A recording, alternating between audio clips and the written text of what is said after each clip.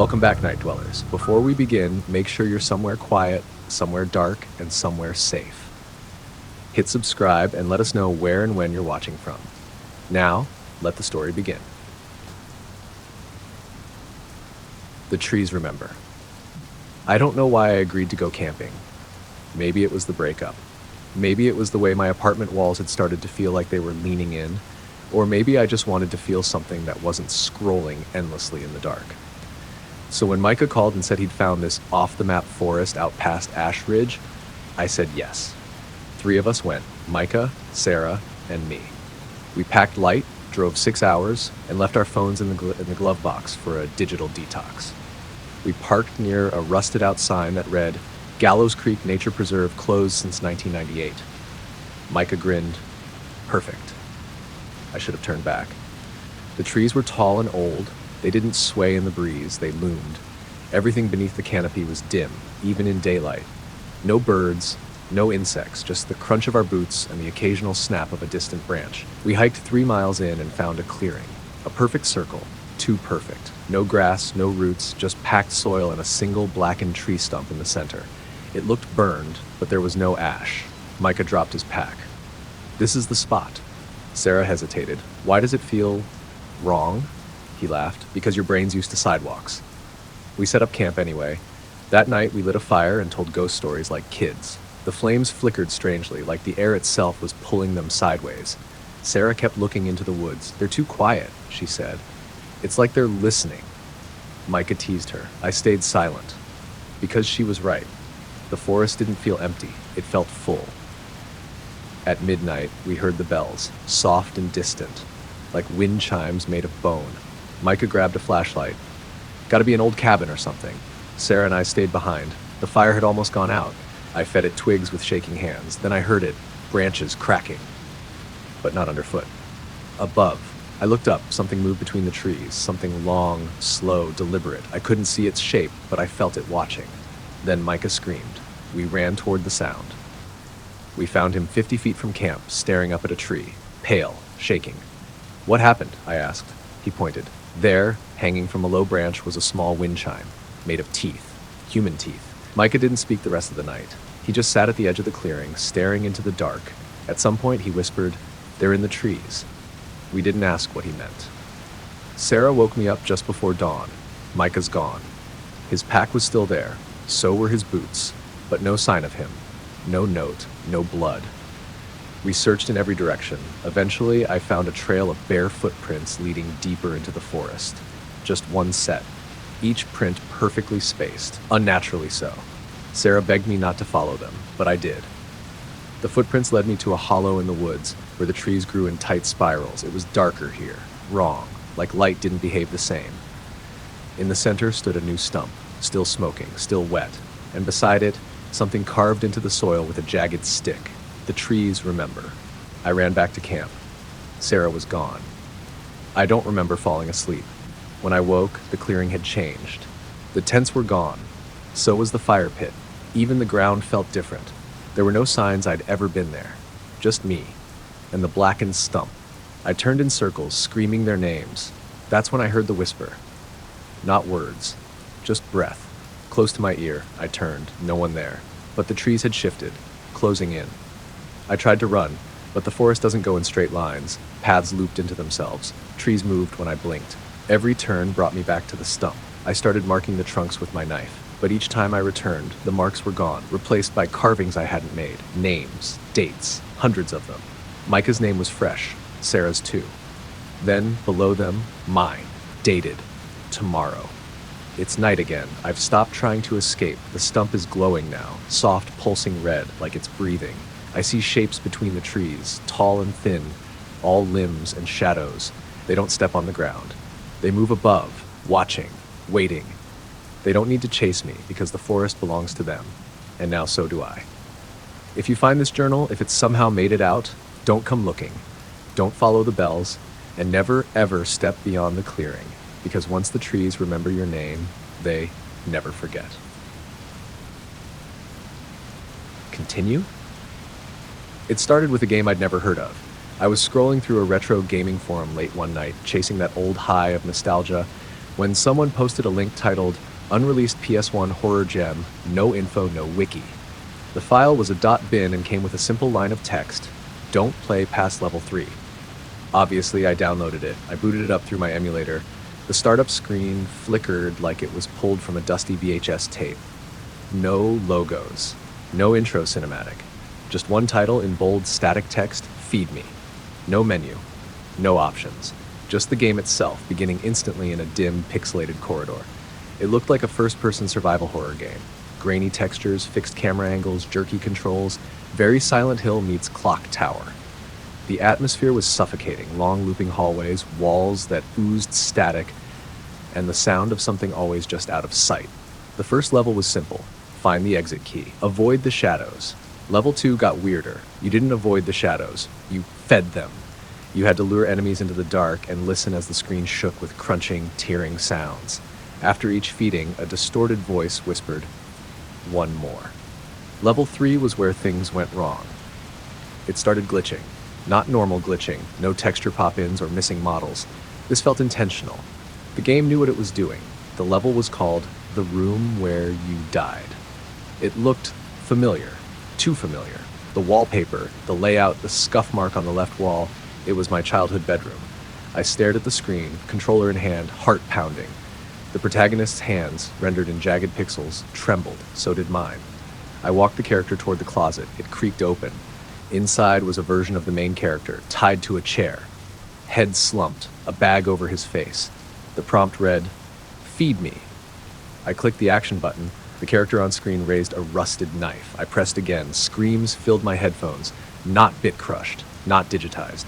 Real. Raw. Human.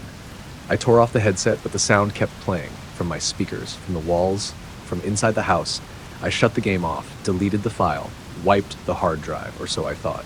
That night, I woke up to a soft tone. The PlayStation startup chime. But I hadn't owned a console in years. I followed the sound down the hall. The living room was dark, but the TV was on, flickering. No console connected, just black screen. Then white text. Continue? Countdown, 10, 9, 8. I scrambled to unplug the TV.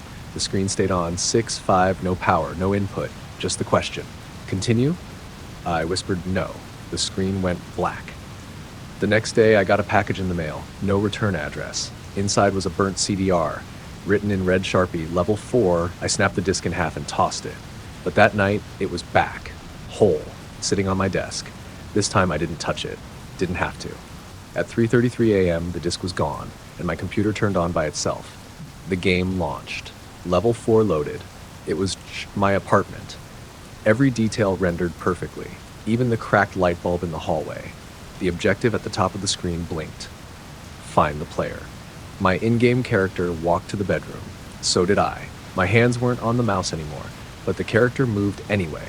The door creaked open on screen, and in real life. The screen showed me, sleeping, then standing, then turning toward the camera. I wasn't breathing. Neither was he. The character raised a knife. I slammed the laptop shut, but the sound kept playing. Heavy footsteps, dragging. Then a whisper. "You already pressed continue." I tried to get rid of everything. Burned the laptop, moved apartments, changed cities. No internet, no devices, just notebooks and silence, but it still finds me. I wake up to static on the walls, reflections that don't match, and dreams in 32-bit. People say they've seen me online, posting on forums, uploading playthroughs, but I haven't been online in months. They say my videos are weird, quiet, too quiet, like something's behind the mic, breathing. Last week, one video went viral. It's titled Level 5. The thumbnail is my face, smiling, rotting, dead eyes staring at the camera. The top comment, "I swear he blinked at me. Feed me 33. I didn't post it, I didn't record it, but I know what the final level is because I still hear the countdown in my sleep, still see the prompt hovering over me. Continue, 10, 9, 8. The terminal. It began with a missed connection. My layover at Midway was supposed to last 2 hours. Bad weather turned that into 12. By midnight, the airport was practically abandoned. Shops closed, announcements silenced. The terminals emptied like a body exhaling its last breath. At gate C-17, I curled into an unforgiving chair and tried to sleep. That's when I noticed something strange. The hallway to Terminal D wasn't there earlier. I know airports like the back of my hand. I fly often. There's no Terminal D at Midway. But now there was a sign, bold, backlit letters overhead. Terminal D, gates D1, D17. I blinked, rubbed my eyes. Still there. Maybe I'd never noticed. Maybe it had always been there. Or maybe not. The corridor was longer than it should have been, lit by dim, flickering fluorescence. I stepped into it, wheeling my carry-on behind me. The hum of the lights buzzed in my teeth. As soon as I turned the first corner, I couldn't hear the rest of the airport anymore. Just silence. Not empty silence, watching silence. The hallway stretched on, each turn identical to the last. Beige walls, blue carpet, exit signs blinking with no real conviction. I walked for 5 minutes, then 10. I passed gate D3, then gate D3 again, then gate D3 again. My stomach dropped. Each gate was the same, an empty counter, a silent monitor, seats in neat rows, but they weren't just similar, they were identical. Down to the stain on the chair cushion, the bent corner of a boarding zone sign, I turned around to go back. Only now the corridor behind me had no signs at all. Just more hallway, more gates, more hum. I kept walking. My watch read 12:41 a.m., then 12:41 a.m., then 12:41 a.m. At some point I passed a window. Outside was a tarmac, but there were no planes. Only a thick gray mist pressing against the glass like it wanted in. I looked for staff. No one. I looked for other passengers. Nothing. But someone had been here. A soda cup sat on the floor by one chair. Still cold. A phone charger plugged into a wall with no phone attached. Someone's scarf. Still warm. I didn't scream. Screaming didn't feel allowed here. I whispered, "Hello?" The overhead speaker crackled. "Now boarding gate D9. I froze. There was no one around. No crew. No flight. No plane. But my feet started moving on their own, like the announcement pulled me forward. Gate D9 looked exactly like the others, but the boarding tunnel was open. Dim light pulsed from within like a heartbeat. I stepped closer. Cool air leaked out. Not cold like air conditioning. Cold like a basement. Cold like something old. I reached for my phone. No signal. No time. Just 12:41 a.m. Still. Always. The terminal behind me groaned, not creaked, like metal twisting under pressure. The mist outside was thicker now, curling fingers of fog tapping the glass. I stepped into the tunnel. The door hissed shut behind me. Inside was not a plane, it was a hallway, not metal or plastic, carpeted, like a hotel. Lights buzzed overhead, casting long shadows. The walls pulsed faintly, breathing, or pretending to. I walked. There were no doors, just corridor after corridor. Carpet underfoot, brass light fixtures, wallpaper that rippled when I passed. I heard the faint sound of crying, somewhere far off, a woman maybe, or a recording of one. I turned a corner and found a mirror, floor to ceiling, but my reflection didn't move when I did. It stared at me, head tilted. Then it raised a hand and beckoned. I ran. The carpet grew darker beneath my feet, softening until it felt like mud. I stopped, my shoes were gone, the corridor behind me was gone, just hallway ahead, always ahead. And then another gate, gate D17. Its sign buzzed faintly, struggling to stay lit. The counter was cracked, the monitor flickered static. There were no chairs, just a single door. Above it, a sign, final boarding. I opened it. Inside was the same terminal I started in, Midway, gate C17. The same woman sleeping 2 rows down, the same janitor dragging a mop across the tiles, the same clock, 12:42 a.m. I blinked. Wasn't it just, I checked my phone. Full signal. New messages. I laughed shakily. Picked up my bag. Had it been a dream, a hallucination? Then I saw it. A boarding pass in my pocket. It wasn't mine. Printed in red ink, U. Gate. D. Seat one way. Time, 12:41 a.m. Status boarded. And scribbled on the back, in handwriting I didn't recognize. You never left, you're still walking, you just think you stopped. The lights above me flickered, and from far down the corridor I heard a boarding call. Ward 6. The asylum had been abandoned for decades, but people still talked about it like something inside was listening. Gray Ridge Mental Hospital. Perched on a hill just outside of town, shrouded by pine trees and layers of silence. Officially, it shut down in 1983 after funding cuts and a string of unexplained deaths.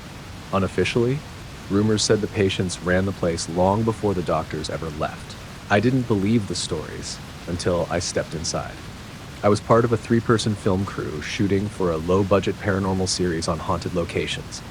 We'd done plenty of creepy spots, old prisons, burned-out churches, even a graveyard in the middle of a sinkhole. But Grey Ridge was different. The producer practically begged us not to go. We went anyway. It was supposed to be a one-night shoot. It wasn't. We arrived just after sundown. My job was sound, which meant lugging the mics and recorders while Adam handled camera and Tasha led the walkthrough with her fake medium routine. The building loomed over us, half covered in ivy, windows like dark sockets staring into nothing. The air changed when we crossed the threshold. Still, heavy, like the building was holding its breath. Inside, mold crept up the walls and peeling paint curled like old skin. Graffiti covered every inch, some of it vulgar, but some just strange. Symbols, numbers, repeated phrases. Don't go past 6. Tasha laughed. People always gotta be cryptic. The plan was simple. We'd explore each wing, record EVPs, and spend a few hours in the infamous Ward 6. According to legend, that's where the worst patients were kept, those the staff had given up on. No one agreed on what happened there, but they all said the same thing. Don't stay too long. We set up base in the central hall and got to work. The first 2 hours were uneventful. Echoes, rust, dust, the occasional squirrel rustling inside the walls. Standard abandoned asylum ambience. Tasha gave her usual over-the-top narration.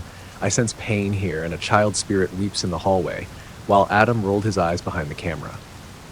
But then we found the elevator. Its doors hung open like jaws. The buttons were dead, and the shaft smelled like wet rust.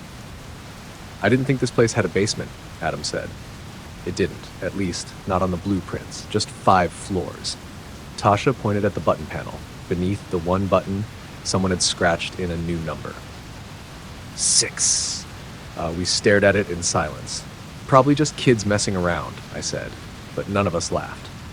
There were stairs nearby, barely intact. We climbed. Each floor was worse than the last, decay thicker, shadows longer, and the temperature dropping by degrees. By the time we reached the 5th floor, I could see my breath. Everything was quiet, too quiet.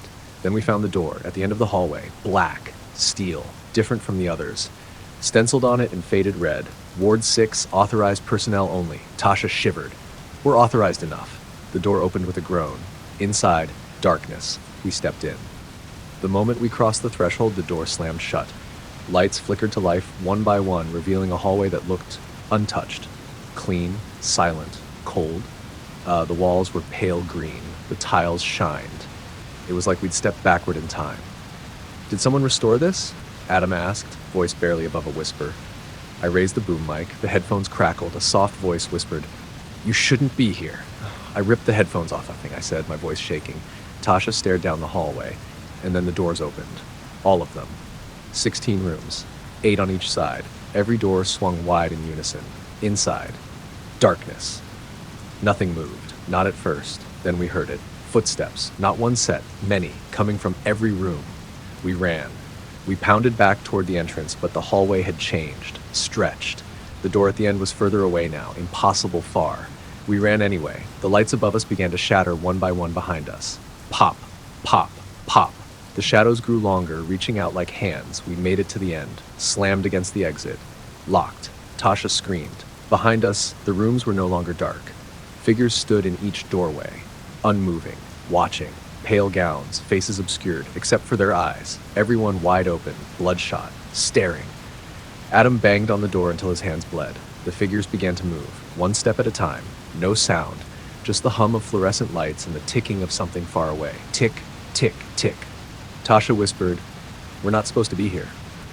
The hallway shrank, the walls pushed in, the door opened, we fell through, and then silence. We woke in the central hall. The base camp was gone, so was our equipment. Just a single camera remained. Adam's.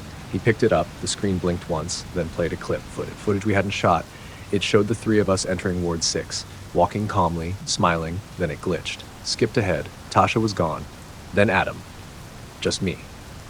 Walking alone down the hallway, smiling, bleeding from my eyes. The clip ended with static, then words. They stayed too long. Tasha was never found. Adam doesn't speak anymore, he just stares at corners and whispers numbers. I still have dreams about the hallway, about the clean floor and the 16 doors. Sometimes I hear them open, sometimes I wake up to find blood under my nails, and sometimes I swear I can hear someone whisper through the walls. Don't go past 6.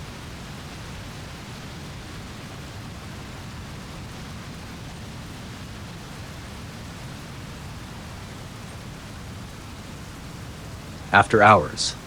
The supermarket had been closed for 3 hours by the time Darren heard the first sound. He was mopping near the frozen section, headphones in, half asleep on his feet, when he felt something shift. It was subtle, the kind of shift you feel in your bones more than see with your eyes. He pulled out one earbud. Shh, foots. Too soft to be a person. Too dry to be an animal. He turned toward the end of the aisle, but it was empty. Fluorescent lights buzzed overhead, casting that pale, washed-out glow that made everything look a little too flat, like a movie set that hadn't been built all the way to the edges. "Hello?" he called. No answer. He left the mop and walked down aisle 12. Frozen dinners on one side, ice cream on the other. The cold hummed in steady rhythm. He saw the condensation on one freezer door, a smudge, a print. 4 fingers, but too long, too thin, not a hand. He backed away slowly. Probably just a smear from someone's cart, he muttered, trying to steady his breath, but he didn't go back to mopping. Darren worked night shifts alone. The store had cut hours and staff last month, so management decided one person was enough to clean everything between 11 p.m. and 6 a.m. He didn't mind. Less talking, more time to think. But lately, he felt off. Cameras catching motion after midnight in empty aisles, items falling with no one around. One night, every cereal box was turned backward. Another night, the intercom turned on by itself and played static for 12 minutes straight. He told his boss. She laughed. Too many horror movies, Darren.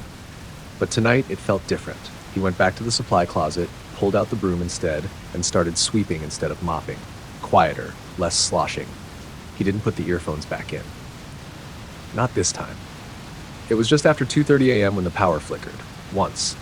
Twice. Then held. The lights dimmed slightly, giving the store a yellow tint. The air grew still. Even the hum of the freezer softened like something had thrown a blanket over the noise. And then the music changed. The radio always played classic rock overnight, but now a child's lullaby echoed through the ceiling speakers. Sleep, little darling. Don't open your eyes. It was warbly, distorted, like an old record being dragged too slowly. The dark's only watching, it never lies. Darren stood frozen in the cleaning aisle, clutching the broom. Then he saw the cart. It rolled across the far end of the store, alone. Its wheels didn't squeak. It didn't wobble. It rolled perfectly straight and stopped in front of aisle 7, the candy aisle. The lights above it blinked out, one by one. He whispered, "Nope," and turned toward the office. The manager's room had a lock and a landline. He didn't make it. As he passed the bakery counter, the glass shattered. Pastries spilled out like guts. Behind the counter, the metal shelves were covered in deep scratches. 3 lines. Down the wall, something had climbed. The speakers crackled a "you shouldn't be here." The voice was slow and wet, like it had too many teeth. He ran, down past produce, past the deli. Every aisle he passed, the lights went out. He reached the front entrance. The automatic doors were stuck, wouldn't budge. He tried the emergency exit. Nothing, just that damn lullaby still whispering through the speakers. Don't look behind you, or you'll see its face. He did anyway. He shouldn't have. It stood 12 feet tall, hunched, its body thin and dripping like a defrosted turkey. Its skin sagged in pale folds, no eyes, just a mouth that stretched across where its face should be, smiling, wide, unmoving. Too many teeth. Its arms reached the floor, and its fingers scraped the linoleum with a sound like nails across wet glass. It didn't move fast. It didn't need to. Darren screamed. Ran back toward the storeroom. It followed. Click, click, click. The lights above it went out as it passed beneath. It didn't cast a shadow. He reached the storeroom and slammed the door shut. Locked it. Shoved a pallet in front for good measure. Silence. Then a voice. Just behind the metal. "Come stock the shelves, Darren." It knew his name. He covered his mouth, sat against the far wall. The radio in the corner crackled. Dead air. Then static. Then the intercom clicked on. A new voice. His own. "Clean up in aisle 13. Blood spill." Repeat. "Blood spill." Then laughter. Wet and low, like something breathing through its teeth. The storeroom door creaked once, then stopped. Hours passed. He didn't sleep. He didn't breathe unless he had to. He listened. No footsteps, no hum, no voice. The sun started to rise. He crept out slowly, broom in hand like a weapon. The store was bright again, clean, as if nothing had happened. The bakery glass was untouched. The lights in aisle 7 were back on. Even the freezer smudge was gone. He checked the time. 6:01 a.m. His shift was over. He walked out the front door without clocking out. He never went back. 3 weeks later, the store closed permanently. Something about corporate restructuring. The building sits empty now. Lights still flicker on at night. Security footage goes missing. And if you drive past around 2:30 a.m., you might hear it. A child's lullaby humming from the roof vents. And if you stop, don't go inside, because somewhere between the frozen foods and the candy aisle, it's still stocking the shelves, still dragging its long fingers along the tile, still smiling, waiting for the next night shift.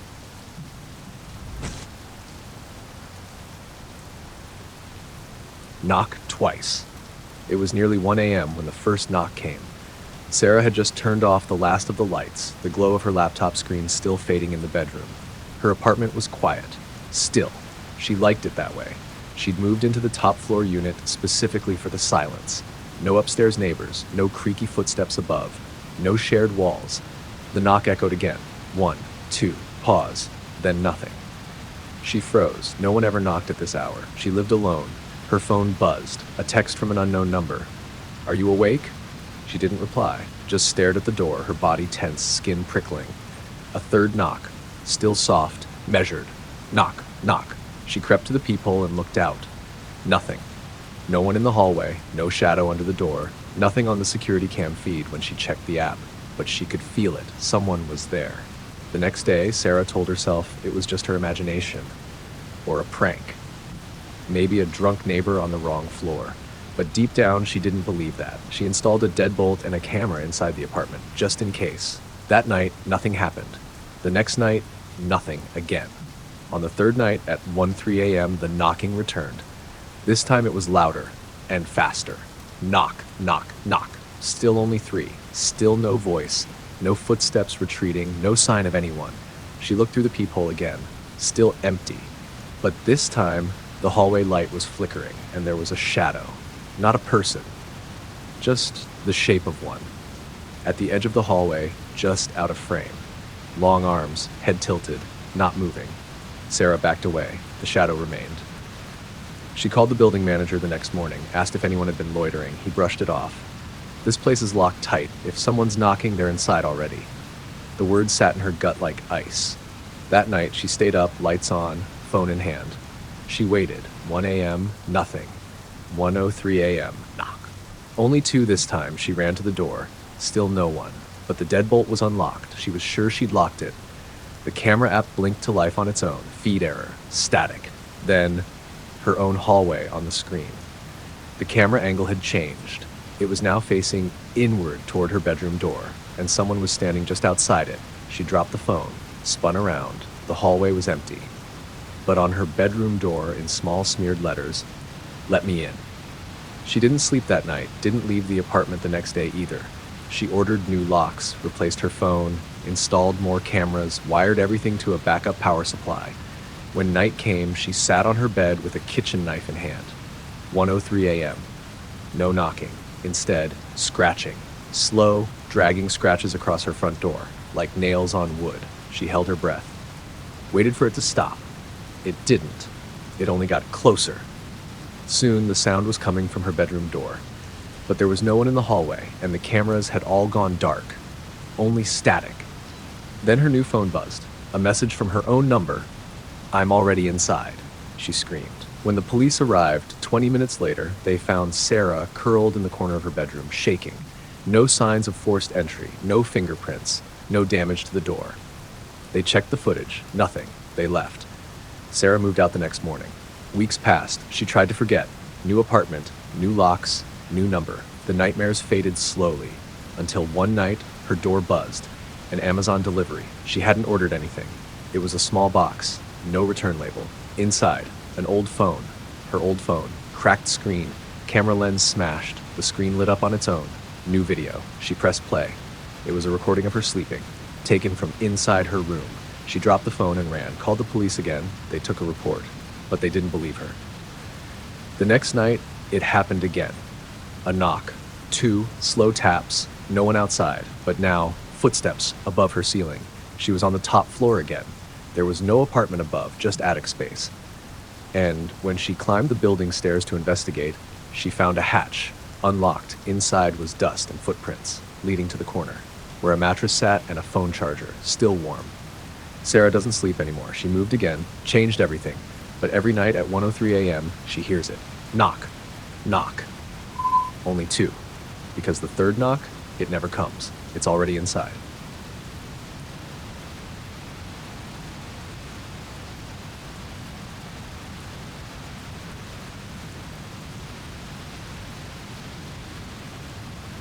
Missed call. Eli found the phone on the bus. It was wedged between 2 seats near the back, buzzing quietly with a dying battery. No case, just a scratched screen and a thin crack across the corner like a scar. There was no lock screen, just a single missed call notification blinking over and over, refusing to go away. Missed call. Unknown. Unknown. Unknown. Unknown. Unknown.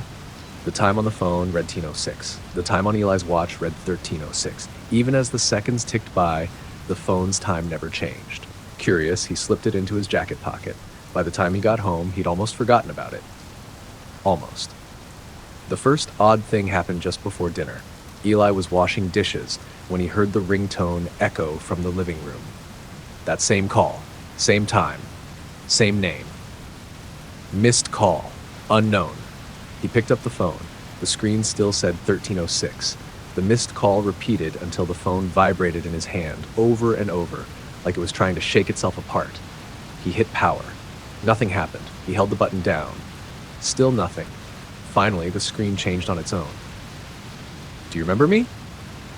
The letters flickered into view one by one, like an old typewriter, slow and deliberate. Nope. Eli muttered and tossed the phone onto the coffee table, but it didn't land. It was gone. He blinked, looked under the table, checked the cushions. Nothing. Then the phone rang again, from his bedroom. He found it resting neatly on his pillow. This time the screen was different. We used to be so close. Eli hesitated. His hand hovered over the screen, unsure whether to swipe or toss it out the window. Then a picture loaded. Grainy. Dim. It was him, Eli, maybe 10 years ago. Standing in a forest, head turned slightly, half smiling at someone just out of frame. But Eli didn't remember this photo.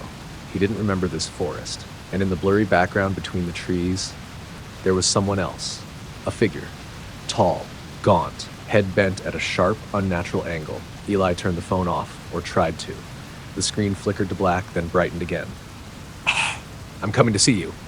That night, he locked the phone in the kitchen drawer, wrapped in a dish towel, just in case. By midnight, the lights started flickering. The bulbs pulsed rhythmically, on, off, on, matching a heartbeat he could feel in the walls. He checked the drawer. The phone was gone. In its place, a note written in black ink on the towel. Come outside. He didn't. Not then. But he didn't sleep either. The next day, he drove to a phone repair shop to hand it off. Let someone else deal with it.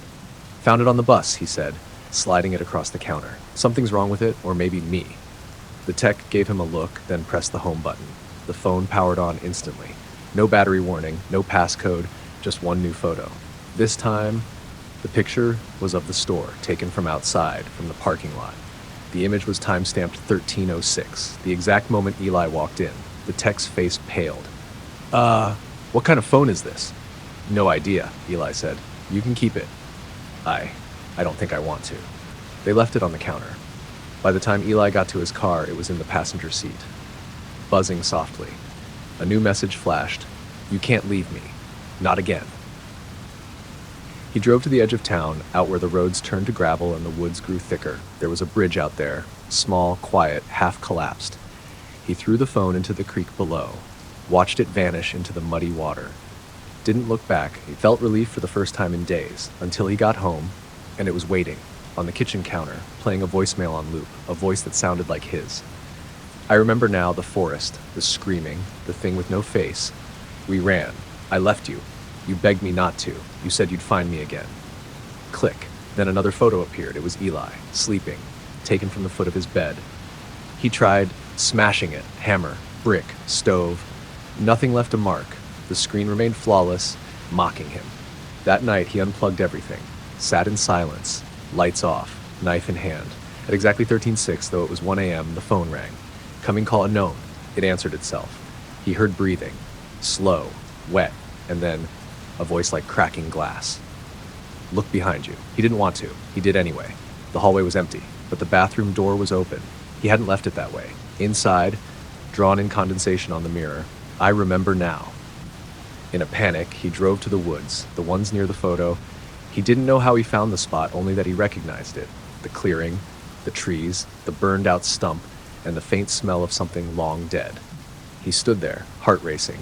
The phone in his pocket buzzed. One last message. You left me here. Now I leave you. The phone powered down. Completely. Permanently. For the first time, he felt truly alone. He dropped the phone and turned to go, and that's when he saw it. Standing at the tree line, tall, thin, neck bent sideways, watching him with no eyes, smiling, because now he remembered they had come here together and only one of them left. Until now. The reflection room. When I was 13, my grandmother left me her house. She wasn't dead, she'd simply left.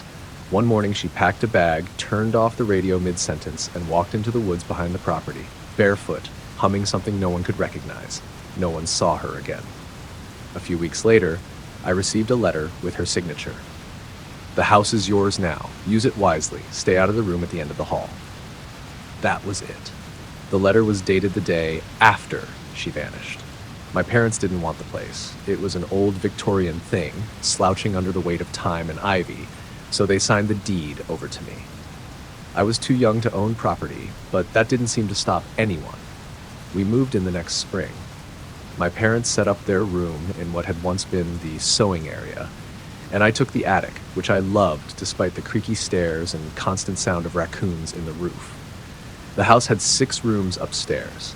All but one were perfectly ordinary. The last one, at the end of the narrow hallway, had no handle, no keyhole, no hinges, just a smooth, dark wooden surface with a single mark carved into it, a perfect circle with a dot in the center. The reflection room, my grandmother had called it. She used to talk about it when she thought I wasn't listening. Said it showed things before they happened, but only if you asked the right way. She also said mirrors shouldn't be trusted, and that sometimes her reflection moved before she did. I didn't believe her, until the door opened. It happened on a rainy evening in October, about a year after we moved in. I was alone in the house, waiting for my parents to come back from town. The wind howled like something alive, and the windows rattled in their frames. I passed the hallway and noticed the door to the reflection room was slightly ajar. I stopped. It had never been opened before, never budged an inch. We'd all tried at one point, even joked about calling a locksmith. But now, it was open. I should have turned away, but I didn't. Inside, the room was cold. Dust hung in the air like smoke, and the only light came from a single candle that flickered in the center of the room. The walls were covered in mirrors, not decorative ones. These were tall, full-length slabs of glass, each one slightly warped like old carnival mirrors, but worse because they reflected things that weren't there. In the nearest mirror, I saw the candle burning beside a second flame. There was no second candle in the room. In another mirror, I saw myself, but older, bleeding from the mouth, smiling. I turned to leave and saw the door was gone, not closed. Gone. The wall was solid. My reflection in the mirror behind me turned its head even though I hadn't moved. Then it spoke.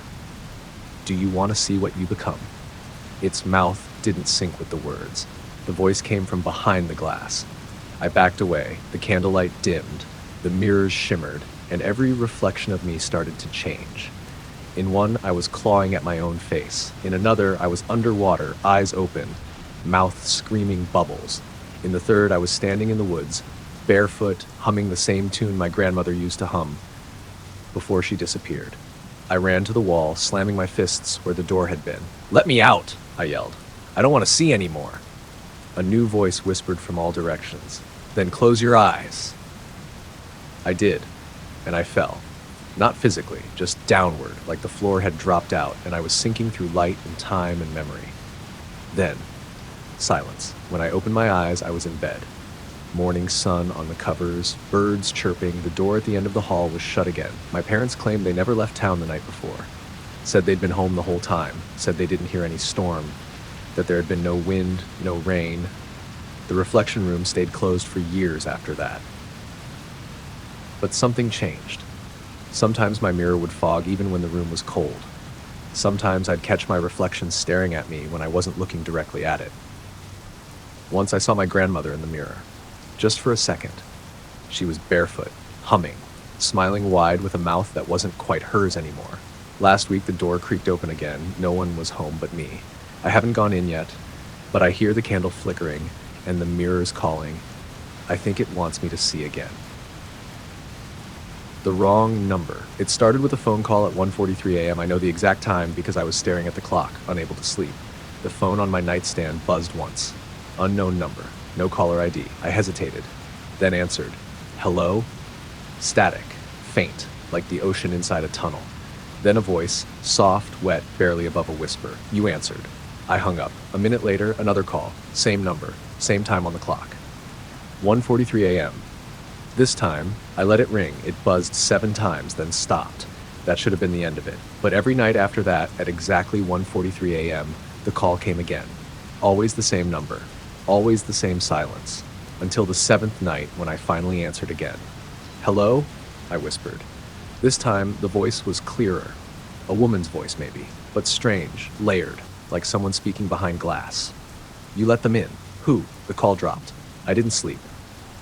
The next morning, I checked my call history. No record of it. None of them. Just blank space where the log should be. I called my provider. They said the number never existed. That night, the call didn't come. Instead, my bathroom light flicked on by itself. I live alone. I got up with a bat in my hand and checked every room. Nothing. But on the mirror, written in the stainless glass, you answered. No one could have gotten in. No signs of a break-in.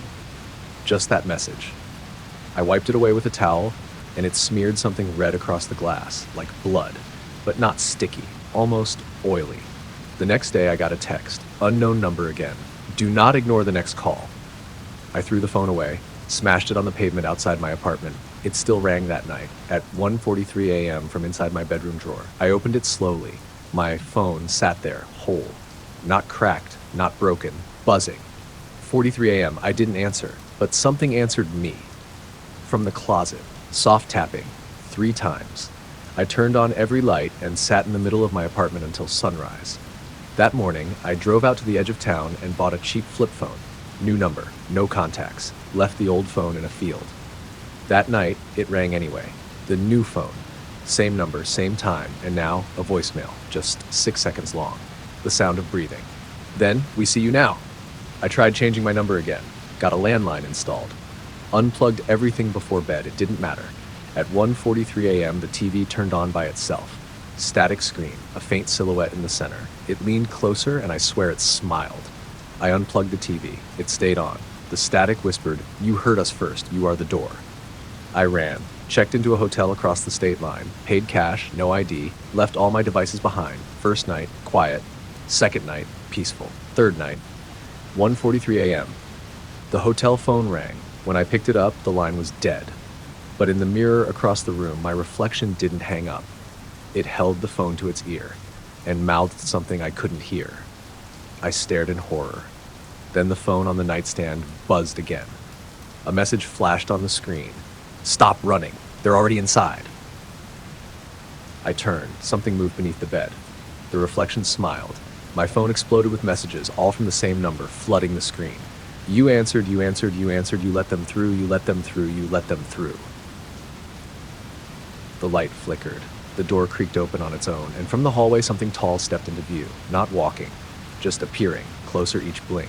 Long arms, no eyes, mouth open wide enough to scream 1,000 voices. My phone buzzed once more. One final message. You are the call now. I haven't spoken since. People hear buzzing when I'm near. Radios crackle, phones die, and at 1:43 a.m. I whisper through the line, waiting for someone else to answer. Under the playground. There's an old playground behind my elementary school. The metal slide is rusted through. The seesaw is snapped in the middle. The swings don't swing anymore. They just hang limp and crooked, groaning when the wind pushes them. The teachers tell the kids not to go back there. It's fenced off now. Grass has grown over the wood chips, but everyone knows someone who's climbed through the gap in the chain link and dared to go near the merry-go-round. It still spins, even though no one touches it. I was 10 the first time I saw it move. It was after school. I'd missed the bus. My mom was late. I sat on the curb waiting, kicking gravel when I heard it. The sound of creaking metal. Slow. Rhythmic. Turning. The merry-go-round. No one was near it. But it spun. Faster. And faster. Then stopped. Dead. I blinked and a shape was sitting on it. Small. Child-sized. Back to me. I couldn't move. Couldn't speak. I watched it slowly lift its head like it was sniffing the air. Then it turned. Just enough for me to see its face. It didn't have one.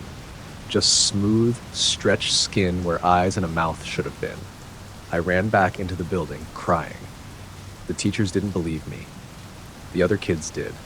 "Sometimes it picks one of us," a girl whispered. "You saw it.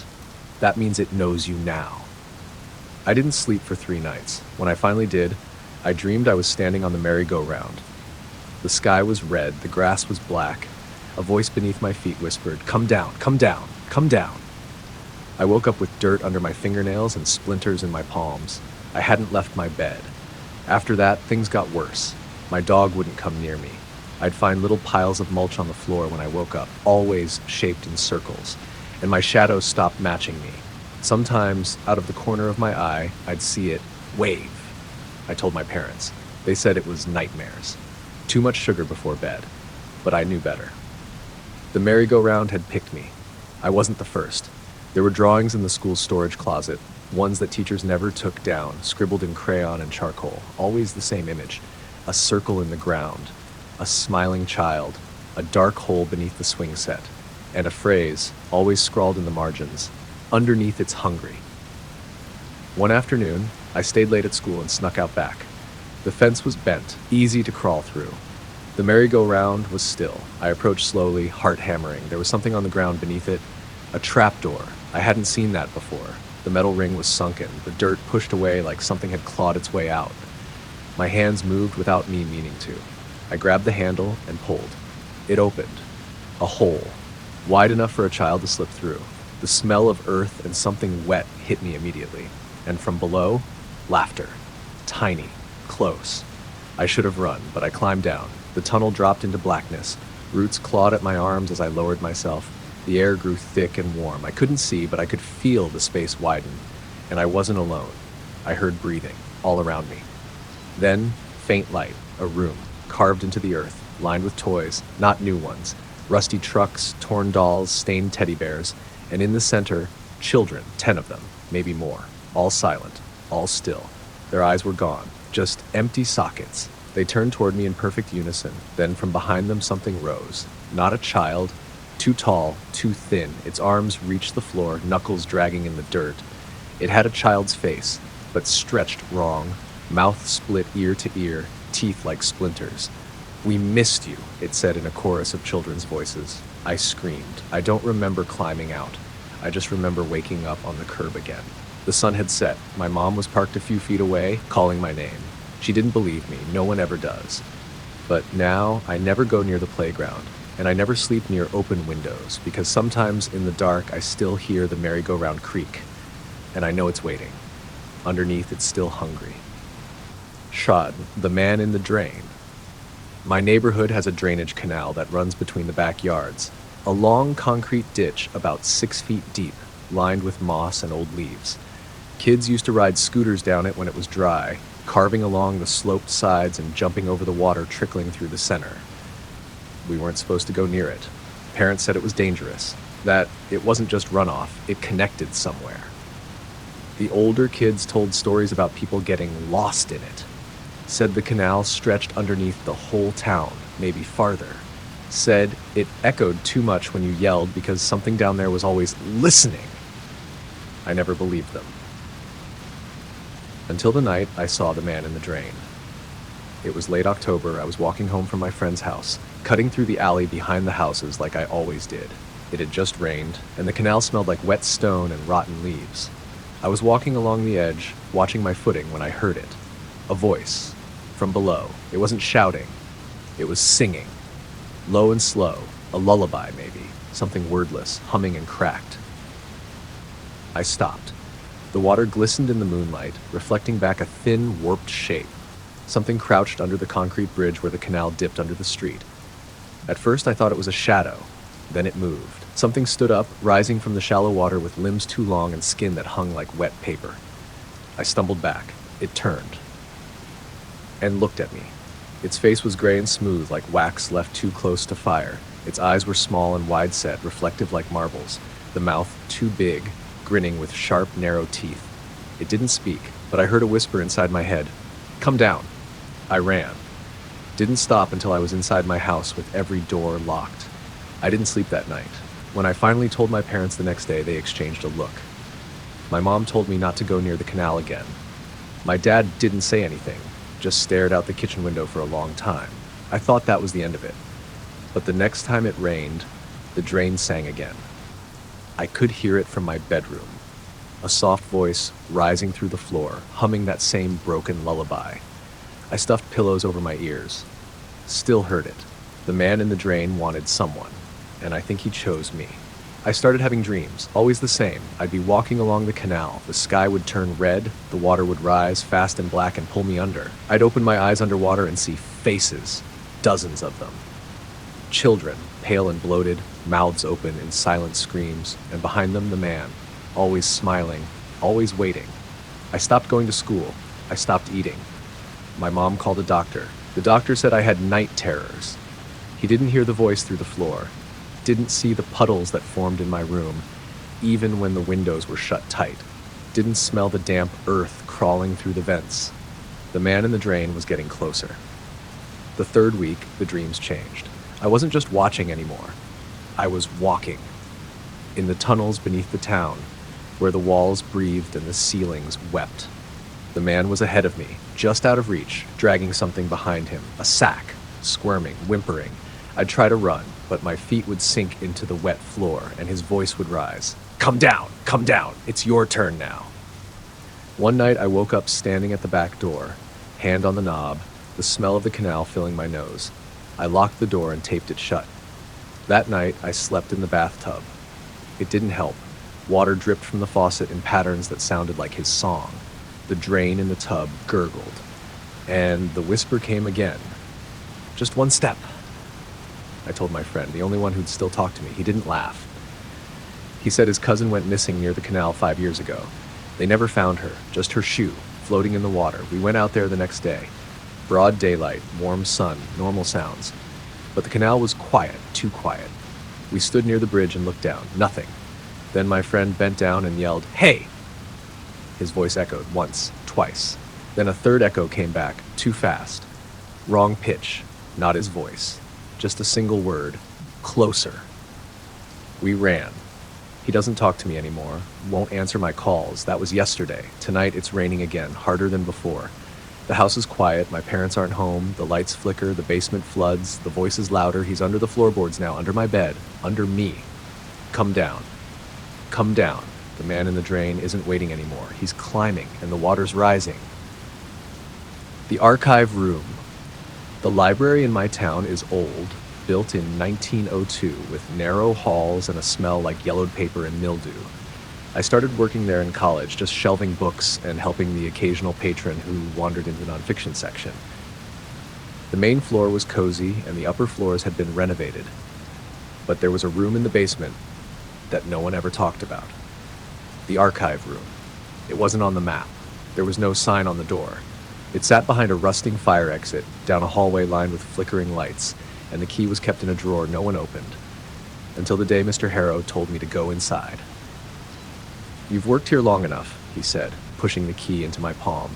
"Time to earn your hours." "What's in there?" "Old records. Nothing you need to read." He didn't look me in the eyes. I went downstairs around 4 p.m., just before sunset. The fire exit door groaned open into a hallway lined with cracked tile. A damp draft blew out of the dark, carrying dust and something else, something sweet like spoiled fruit. At the end of the hall, a door waited, painted black, no knob, just a keyhole. I inserted the key, It clicked loudly like it hadn't turned in years. Inside, it was cold, unnaturally cold. Rows and rows of filing cabinets stretched into the dark. Some were open, most were shut. A single bulb swung from the ceiling, casting a thin yellow beam that didn't reach the walls.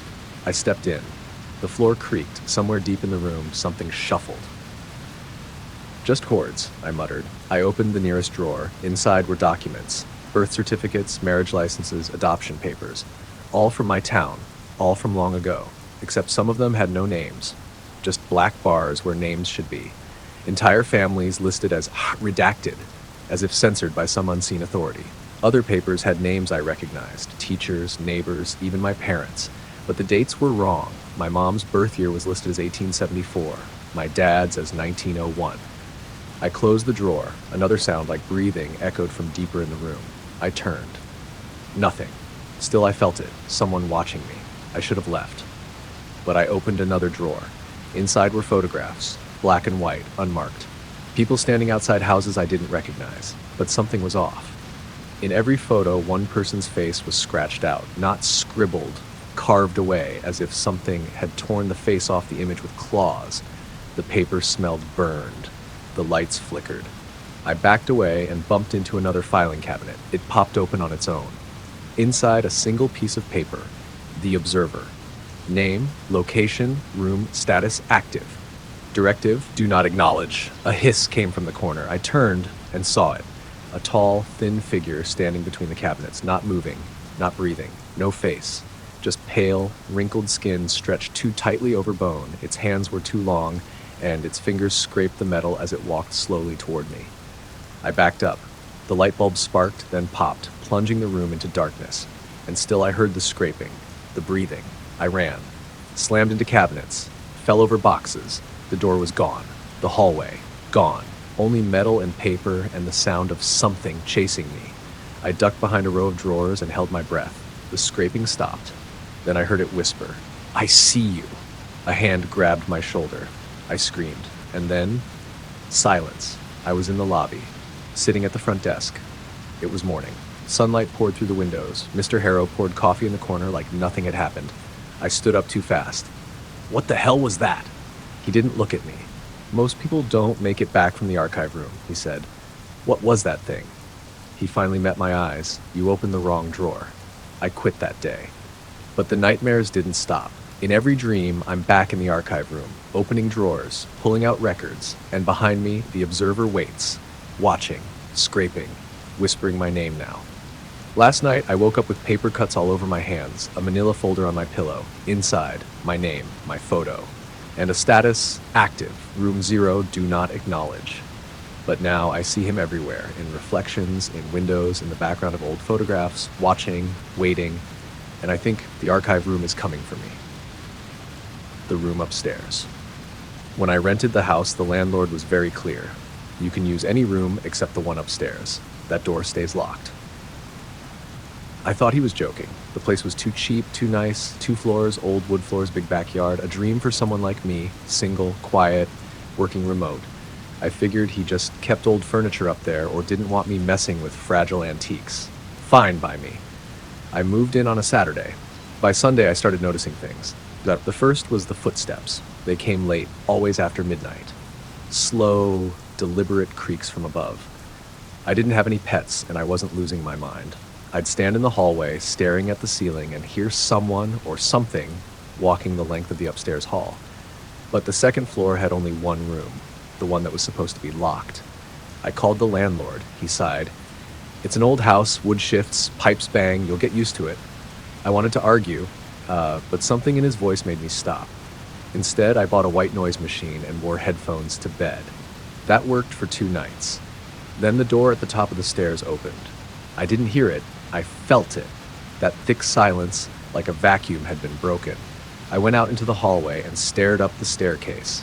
The light was on. I hadn't turned it on, and the door was open a few inches, just enough to see that the inside was pitch black. I called out, "Hello?" Nothing. I went up 4 steps before I smelled it. Not rot, dust, old dust. Dry, heavy, like something untouched for years. And underneath that, a sharp sweetness, like lilies. My chest tightened. I backed down and closed my bedroom door. In the morning, the upstairs light was off.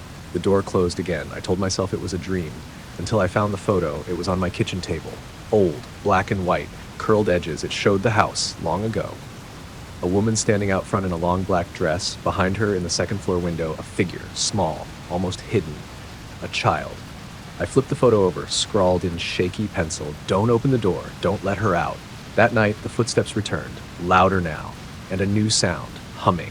A soft tune like a lullaby, out of tune, off beat. It lasted for over an hour. I didn't sleep. In the morning, I called the landlord again. "She's restless," he said. She hears you living there, moving around. It's waking her up. "What the hell is in that room?" He hung up. I packed a bag. I wasn't waiting around. But when I opened the front door, the world outside was wrong. Gray. Blurry. The street warped like a melted photograph. No sound, no birds, no breeze. I stepped outside and my skin stung like the air didn't want me there. I turned back. The house behind me looked normal. Too normal. Unmoving.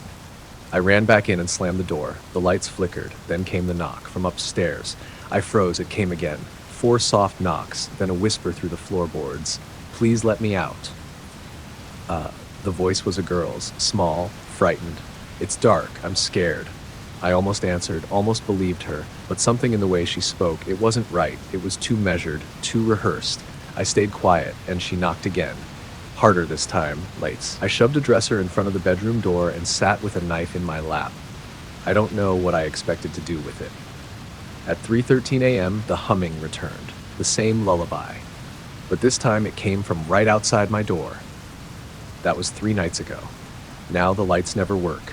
The clocks don't move, my phone shows static, and every time I blink, the door upstairs opens a little more. She's coming down soon, and I don't think she's a little girl at all. The man who watches the field. When I was a kid, my grandparents had a farm way out in the country. Quiet place, old red barn, wide porch, acres of corn that went on forever. I spent every summer there, riding rusty bikes down gravel roads and pretending the scarecrow in the east field was alive. My grandfather had one rule, though. One rule he never let me break. "Don't look at the field after dark." I thought it was just an old farmer thing, superstition or something. He'd say it with that serious look, the one where you knew not to argue. So I never did. But I always wondered why. One night when I was 11, I asked my grandmother. She was peeling apples in the kitchen, the little paring knife flashing in the yellow light. Without looking up, she said, "Because something else looks back." I laughed. She didn't. That summer, I started waking up at exactly 3:13 a.m., not because of noise, just awake, wide-eyed, cold sweat every time I felt the pull, the urge to go to the window and look. But I never did, until the night of the storm. Thunder rattled the house, and the wind howled like it was alive. I couldn't sleep, so I climbed out of bed and padded barefoot to the window. Lightning flashed.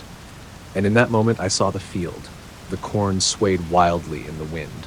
And standing at the edge just before the crops began was a man. Tall. Motionless. Facing the house, I dropped below the windowsill. Heart pounding.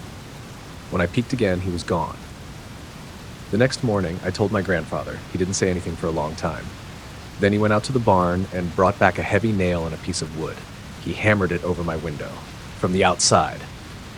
That night, he slept in a chair facing the back door with a shotgun across his lap.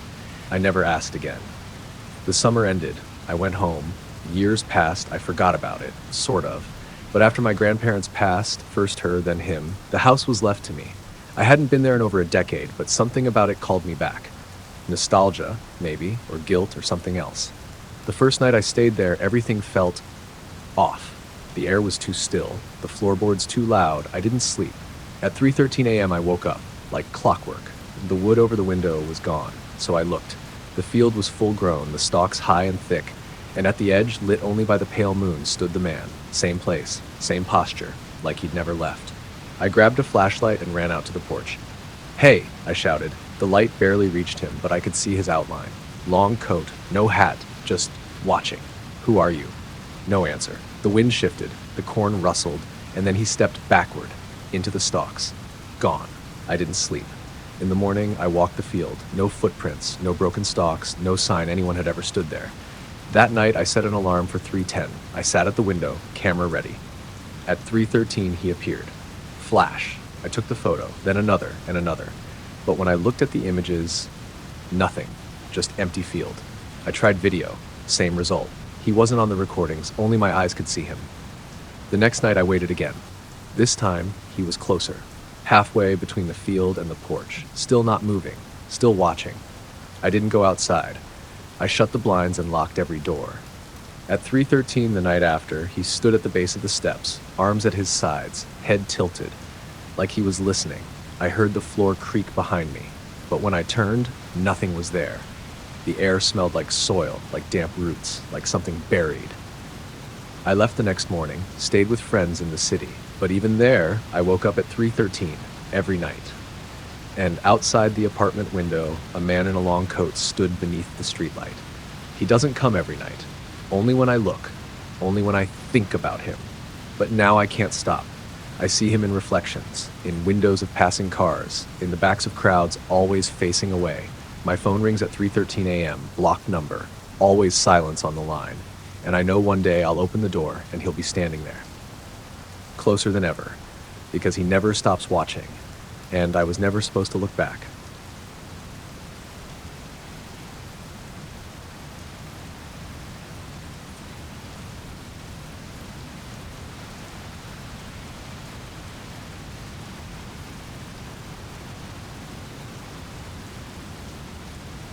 The light behind the door.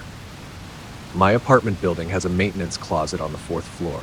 It's always locked, always dark, and no one seems to use it.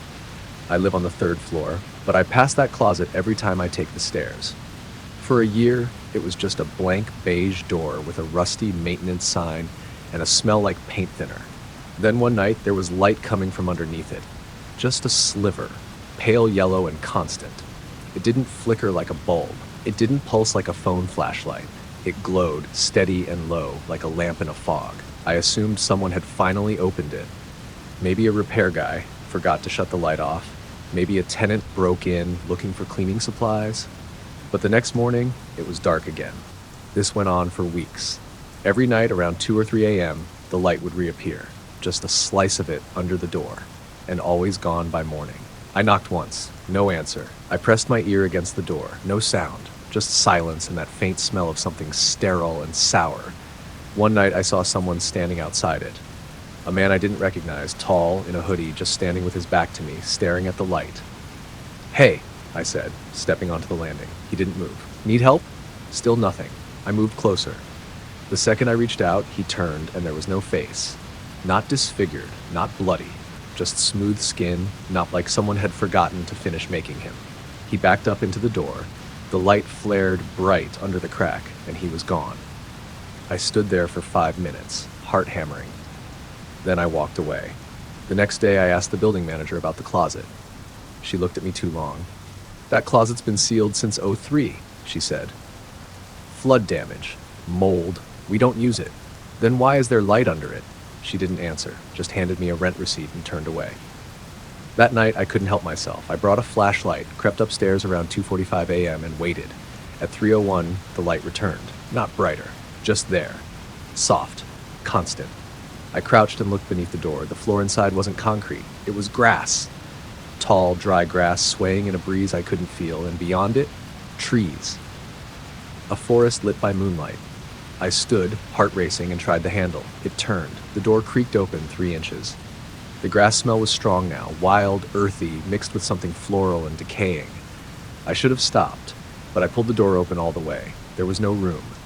Just a field stretching out beneath a pale silver sky with low fog curling around tree trunks in the distance. It wasn't a painting. It wasn't a screen. It was real. I stepped inside. The air shifted, warm but wrong, like it had weight, like it pressed down on me. Behind me, I heard the door shut. When I turned around, it was gone. No wall, no building, just more field. And ahead of me, movement. People. Or something shaped like people. Slow figures moving between the trees, dragging their limbs, twisting their heads too far around. Some wore modern clothes. Others wore hospital gowns. One still wore a postal uniform. All of them blindfolded, all of them humming off-key and low. I ducked behind a stump and watched as they passed. They didn't see me, or maybe they did and didn't care. When they disappeared into the fog, I started walking the other direction. The sky never changed. No sun, no stars, just a pale gray light that never dimmed or brightened. I walked for what felt like hours. Then I found the door again, standing on its own in the middle of the field, still glowing faintly at the edges. I ran to it, flung it open, and saw my apartment hallway.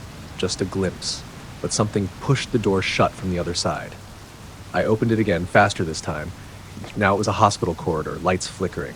I closed it, opened it again, a forest path. Night. Another try, a kitchen I didn't recognize, covered in blood. Again, a church basement, lights swinging overhead. The door didn't go home anymore. I screamed, slammed it shut, kicked it until the knob fell off. When I turned around, the blindfolded people were all standing behind me. Silent, close, still humming.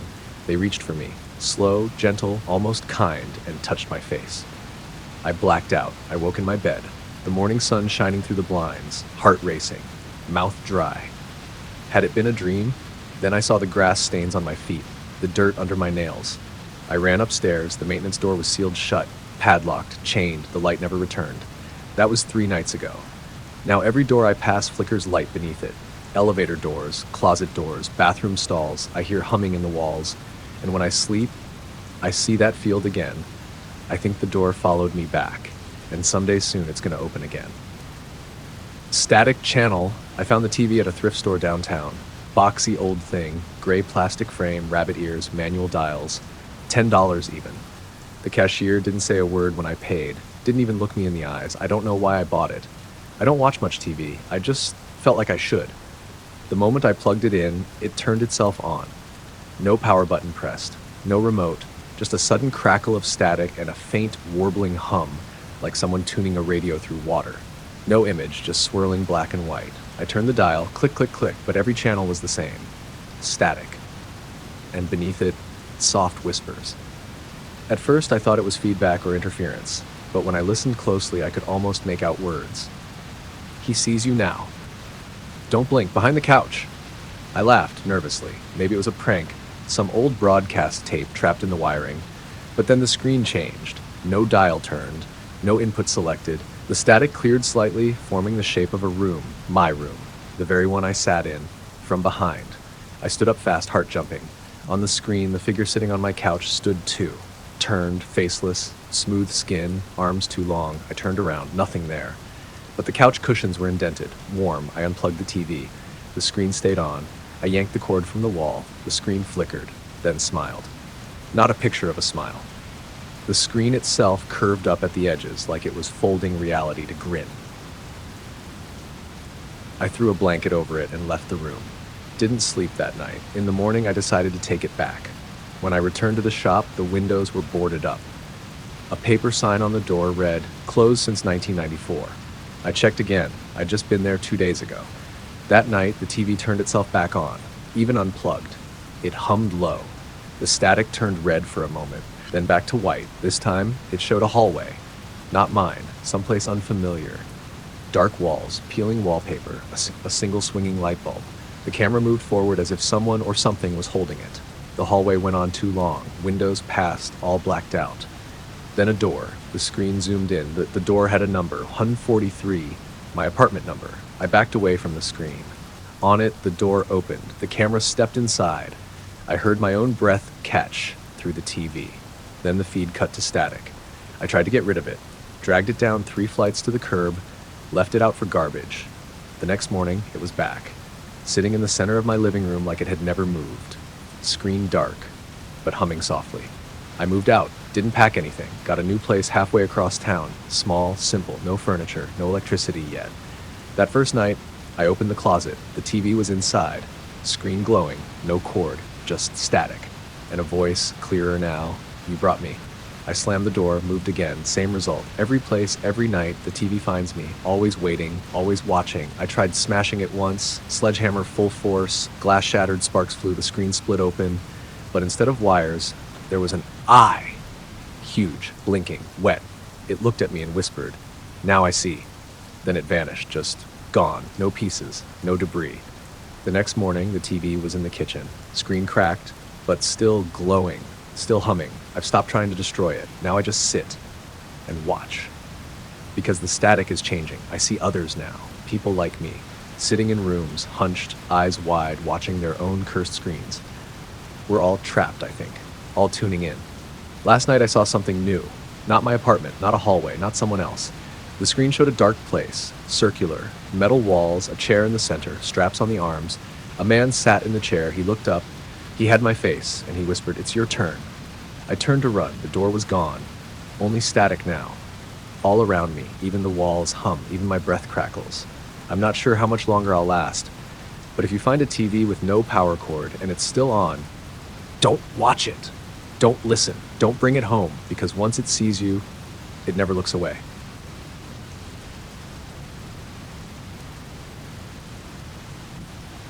The cold spot. The apartment had a cold spot, not like a draft or poor insulation. This was something else, an unnatural chill that lived in the corner of the living room, just beside the window.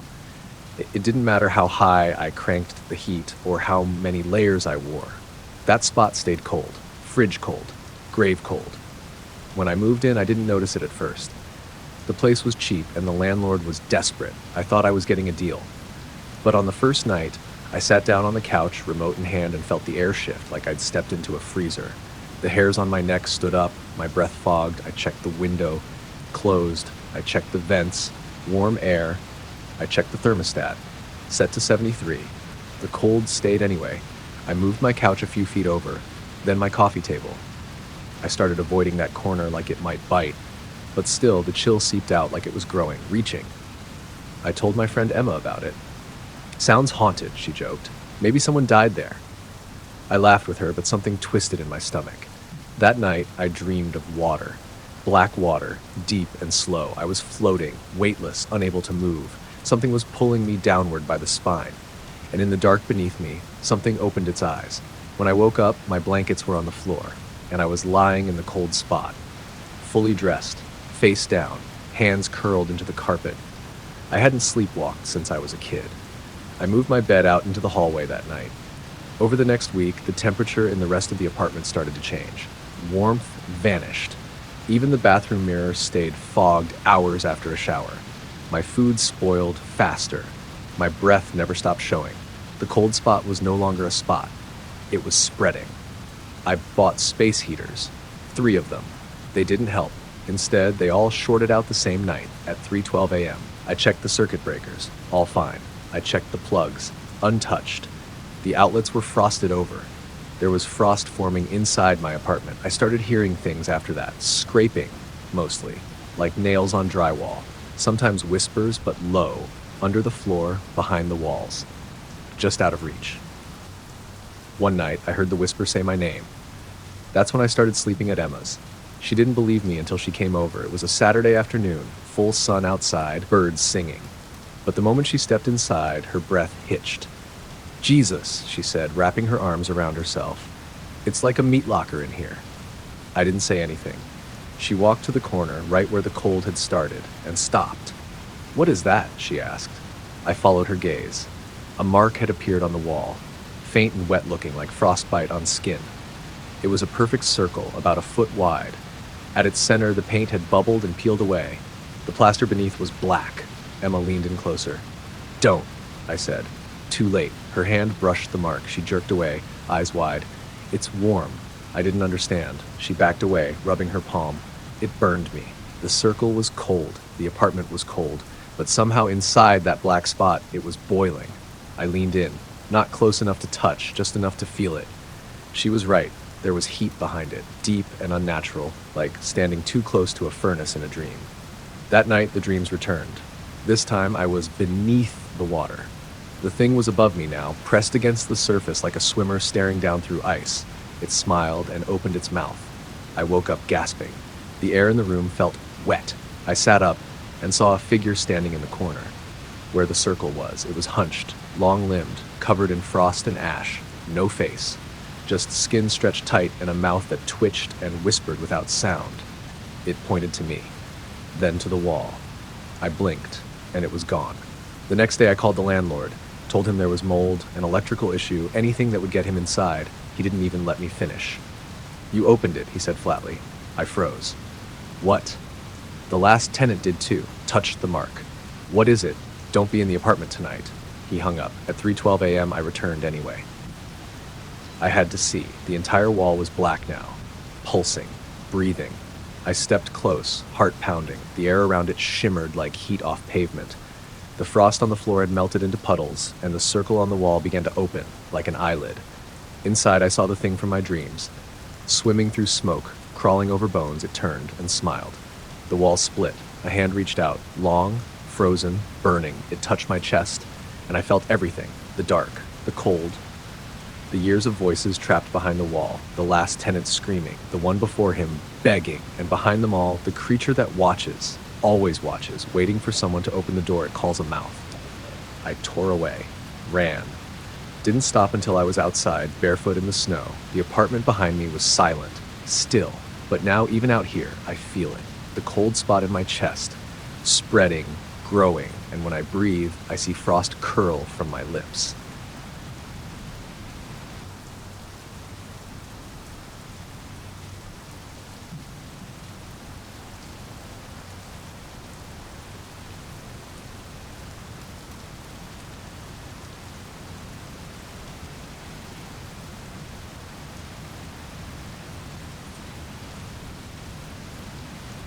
The wrong trail. The trail wasn't on any map.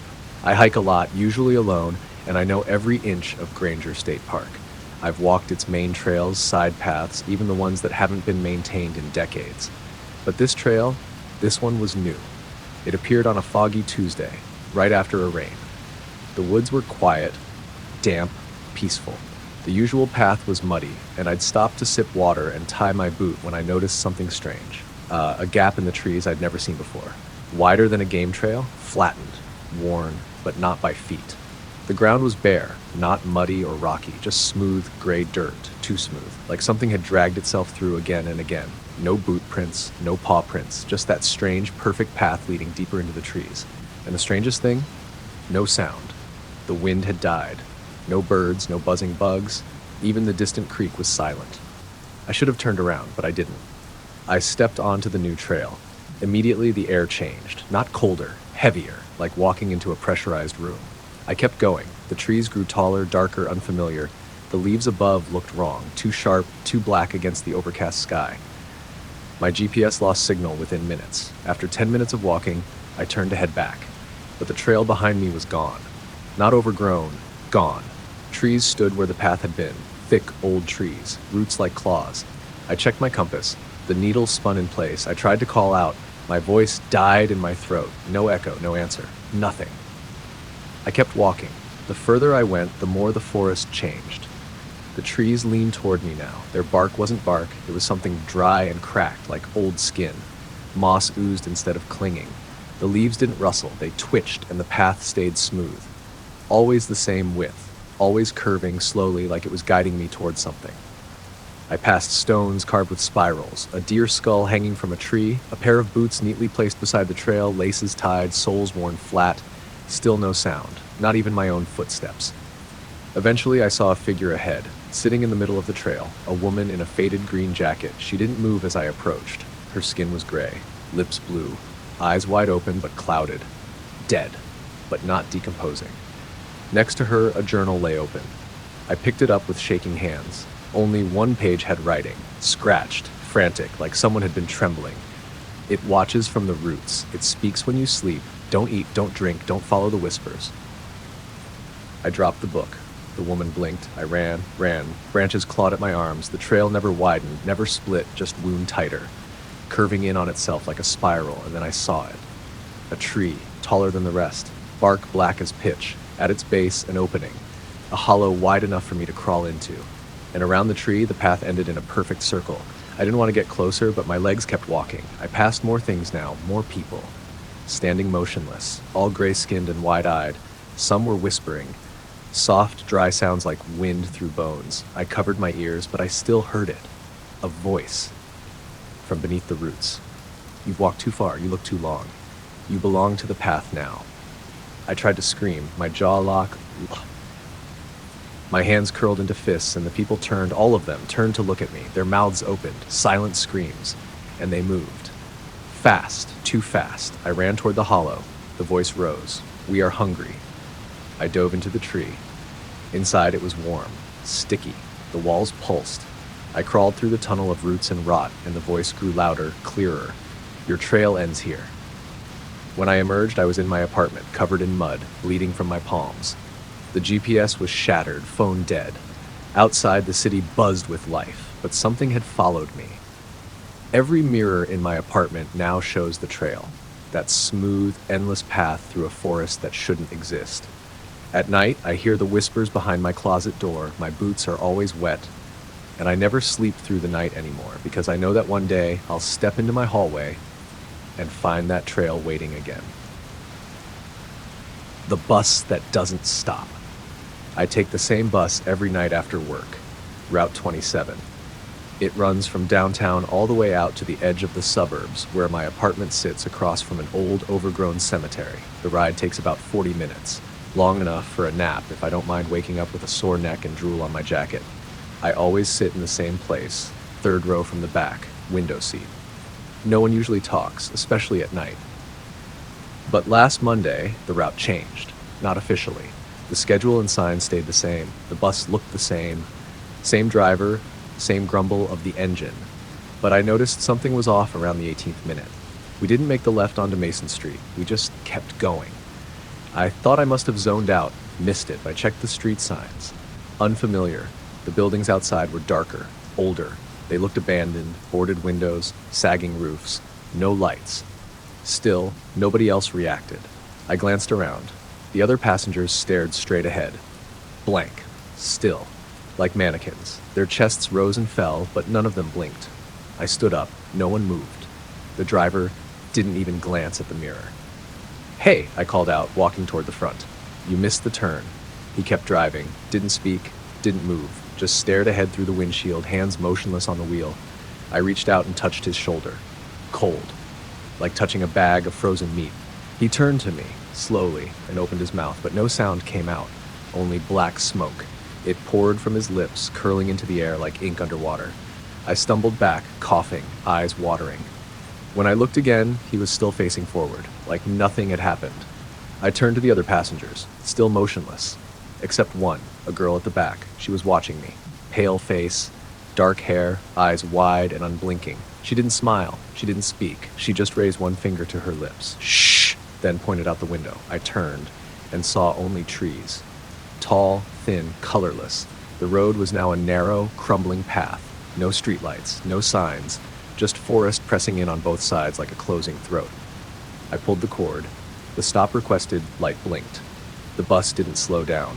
I tried the emergency exit, wouldn't budge. The windows were fogged from the outside like something was breathing against the glass. I turned back to the girl. She was gone. So were the other passengers. The bus was empty, except for me and the driver, who was now humming. Low, off-key, the same 4 notes, over and over. The windshield cracked, just slightly, like something had tapped it from the outside, then again, and again. I backed away. The overhead lights flickered. The bus turned sharply, tires screeching on loose gravel. I fell into a seat and caught a glimpse of what lay ahead. A tunnel. Carved into the side of a hill, too small for the bus, too dark to see the end, but we were heading straight into it. I screamed. No one answered. The smoke was back now, seeping from the vents, curling around my feet. The lights died, and the bus went silent. No engine, no humming, just the sound of breathing, close, slow, behind me. I turned and saw nothing, but I felt it, felt the cold fingers close around my wrist. Then, light. I blinked. The bus was stopped, doors open, downtown. Same stop as always, early evening. People walked past, traffic moved, everything was normal. The driver looked back and nodded. End of the line. I stumbled off. The sky was clear. My phone showed the correct time. No missed calls, no messages, like nothing had happened. But something had followed me. I feel it every night now. The hum in my walls, the fog that creeps along the baseboards. Sometimes in mirrors I see rows of empty seats behind me. And the bus, Route 27, still runs, but I don't take it anymore because it doesn't always stop. And next time, I don't think it'll let me off. The bus that doesn't stop.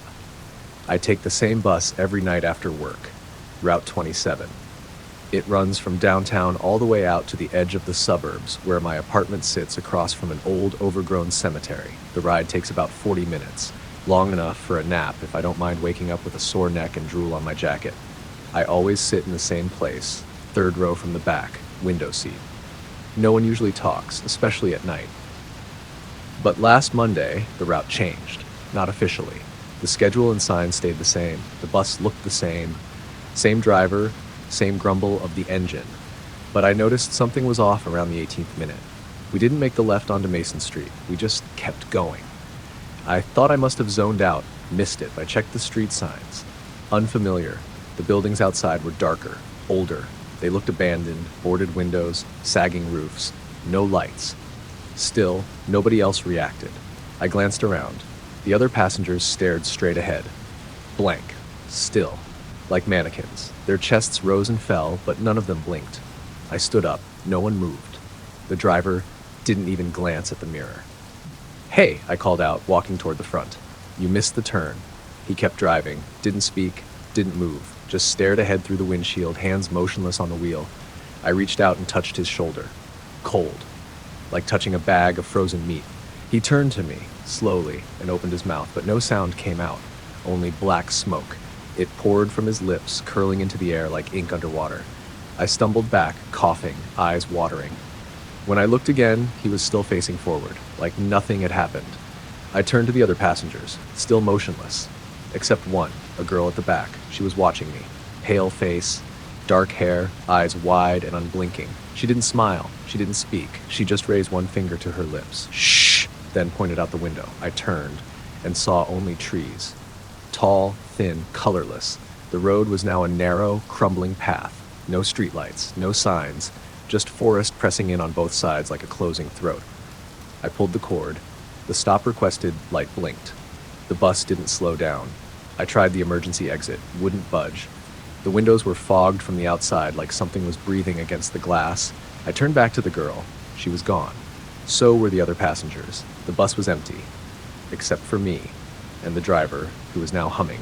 Low, off-key, the same 4 notes, over and over. The windshield cracked, just slightly, like something had tapped it from the outside. Then again. And again. I backed away. The overhead lights flickered. The bus turned sharply, tires screeching on loose gravel. I fell into a seat and caught a glimpse of what lay ahead. A tunnel. Carved into the side of a hill, too small for the bus, too dark to see the end, but we were heading straight into it. I screamed. No one answered. The smoke was back now, seeping from the vents, curling around my feet. The lights died, and the bus went silent. No engine, no humming, just the sound of breathing, close, slow, behind me.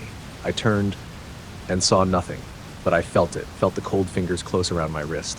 Then, light. I blinked. The bus was stopped, doors open, downtown. Same stop as always, early evening. People walked past, traffic moved, everything was normal. The driver looked back and nodded. End of the line. I stumbled off. The sky was clear. My phone showed the correct time. No missed calls, no messages, like nothing had happened. But something had followed me. I feel it every night now. The hum in my walls, the fog that creeps along the baseboards. Sometimes in mirrors I see rows of empty seats behind me. And the bus, Route 27, still runs, but I don't take it anymore because it doesn't always stop. And next time, I don't think it'll let me off. The vending machine in Sublevel 3. When I started my new job at Draxon Technologies, they told me not to worry about Sublevel 3. Storage only, my manager said, handing me the access badge. It's sealed off. Power grid doesn't even reach down there anymore. Still, they gave me clearance.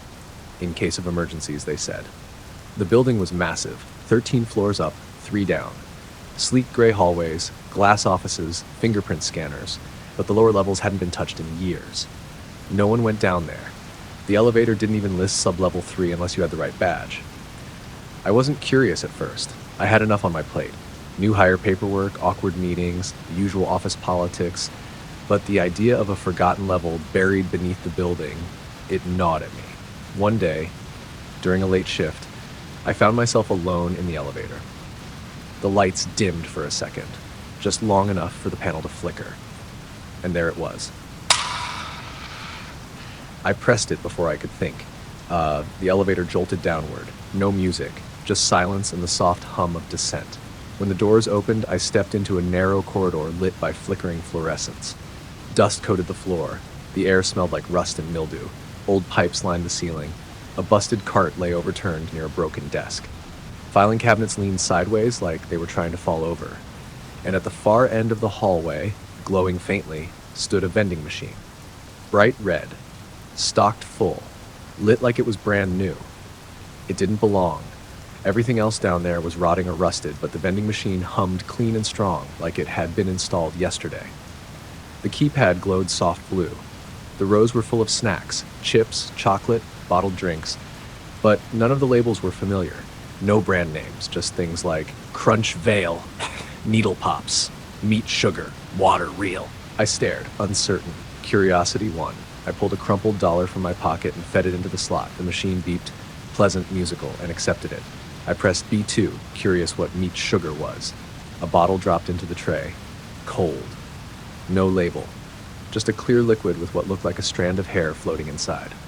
I left it there and backed away. The lights flickered again. Somewhere deeper in the level, metal creaked.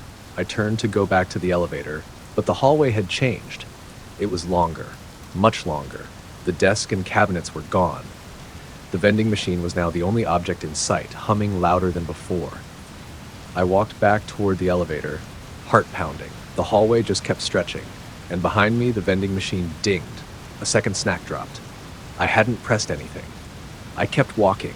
After what felt like 10 minutes, the elevator doors finally appeared. I jumped in, hit the button for the lobby, and didn't breathe until I reached the top. When I checked my phone, 37 minutes had passed. I'd only been gone a few. Back at my desk, everything felt wrong. The lights were too bright, people's smiles too wide, their eyes lingered a second too long. I went home early. That night, I dreamed of the vending machine. Rows and rows of it, stretching into the dark, each one stocked with jars. Inside the jars, eyes all blinking in unison. The next day, I asked my manager about sub-level 3 again. She blinked slowly. "We don't have a sub-level 3. "Yes, we do. I used my badge." The vending machine. Her smile widened. "Maybe you were dreaming." She walked away. Later that night, I checked my jacket pocket. The bottle I thought I'd left behind was there. Still cold. Still sealed. Still full of that clear, hair-stranded liquid. I threw it in the trash. The next morning, it was on my nightstand. Label gone. But now etched in the glass, "Drink me." I flushed it down the sink. The drain coughed once, then hissed. That night, I heard the vending machine humming. From my closet, I opened the door. Nothing there. Just darkness and the faint smell of rust. I'm writing this now from my car. I haven't been home in 2 days. Every screen I pass, billboards, phones, ATMs, they flash strange codes, like vending machine inputs. Drink.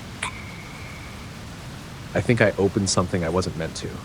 And now I see it everywhere, bright red, humming softly, waiting for me to make another selection. But I won't, because the last time I blinked, my fridge tried to take my dollar.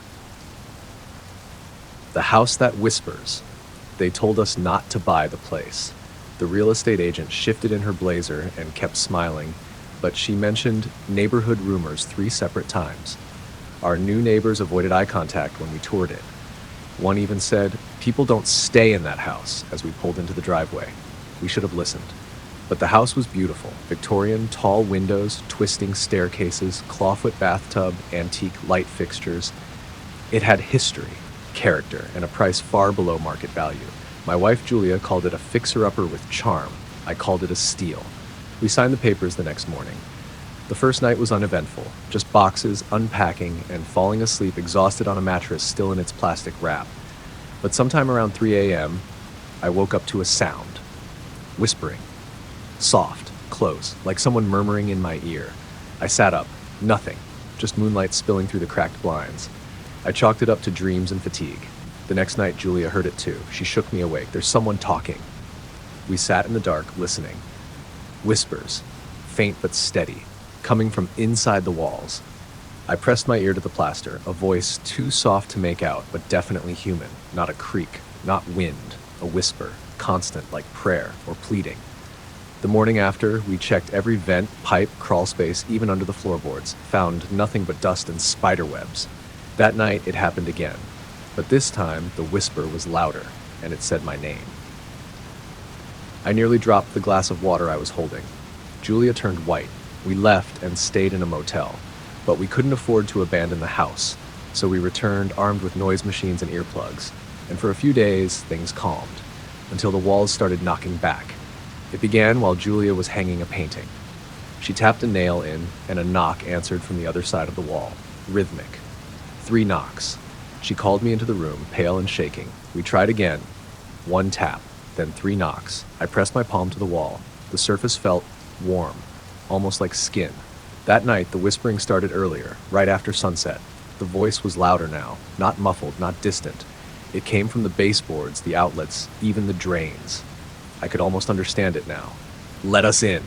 We tried to record it. Nothing played back, but static. We invited a priest. He left within 15 minutes, eyes wide, muttering a prayer under his breath. We tried sleeping in different rooms. Didn't help. The whispering followed. Then the footsteps began. Heavier than ours. Upstairs, even when we were both downstairs. I ran up once, baseball bat in hand. The hall was empty, but I could hear breathing behind the door to the guest room. Slow, wet. I opened the door. Nothing. Just that smell again. Old wood, mold, and something sweet, like rotting flowers. Julia begged me to sell. Move. Burn the place down. I wanted to, but something held me there, like a hook in my spine. I started walking the halls at night, listening. The whispering began to make sense. Not full words, dozens of them. Then one phrase repeated over and over, "We never left." I found a journal in the attic 2 days ago, covered in dust, wedged behind a rotting beam. Inside were pages of cramped writing, descriptions of noises, whispering, breathing, knocking, and names, the same ones I'd been hearing. At the end was a final page. The house doesn't want you gone. It wants you hollow. Last night I woke up and Julia was gone. I found her in the hallway, pressed against the wall, her ear flush with the plaster, smiling, whispering back. I pulled her away. She screamed like I'd torn her from something she loved.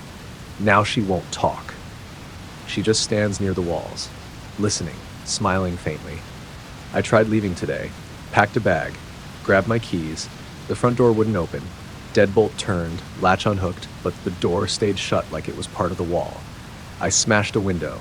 Behind the glass was more wall, like the house had grown over the openings, swallowed them. I ran to the back door. Same, the lights flickered, then died. Now it's always dusk in here, gray and dim, and the whispering never stops. Julia's not speaking anymore, not even whispering back. She just watches me, and behind her, the walls breathe. Last night, I woke up to find the floorboards soft beneath my feet, warm, pulsing. The stairs curled downward, farther than before. A new hallway appeared near the kitchen. The house is growing, stretching, learning. I think it's hungry. Today I found my own name scratched into the wall beneath the staircase. Under it, he's ready. If you find this, don't come looking. Burn the place, salt the earth, and if you ever hear whispering in your walls, don't listen, because once it knows your name, it never stops calling. The Bell in the Woods. When I was a kid, my grandfather warned me never to follow the sound of the bell. We'd go walking through the woods behind his cabin, miles of pine, oak, and moss, untouched and ancient. And he'd always stop before a certain ridge and say, "If you hear a bell past this point, you turn around, you run, no matter what." I was 10, maybe 11. I thought he was being dramatic. Why? Because it's not a bell, he said. And it's not calling for you, it's calling for something through you. I laughed, the way kids do when adults get spooky. He never laughed back. We moved away when I was 13. My grandfather passed a few years later. I didn't go to the funeral. I wasn't a great-grandson. Life got in the way. Grief turned into guilt, and guilt turned into forgetfulness. But last month I went back. The cabin was still there, rotting and overgrown, tucked deep in the woods. I told myself it was nostalgia. Closure, a final goodbye. The structure groaned as I stepped inside, but it held.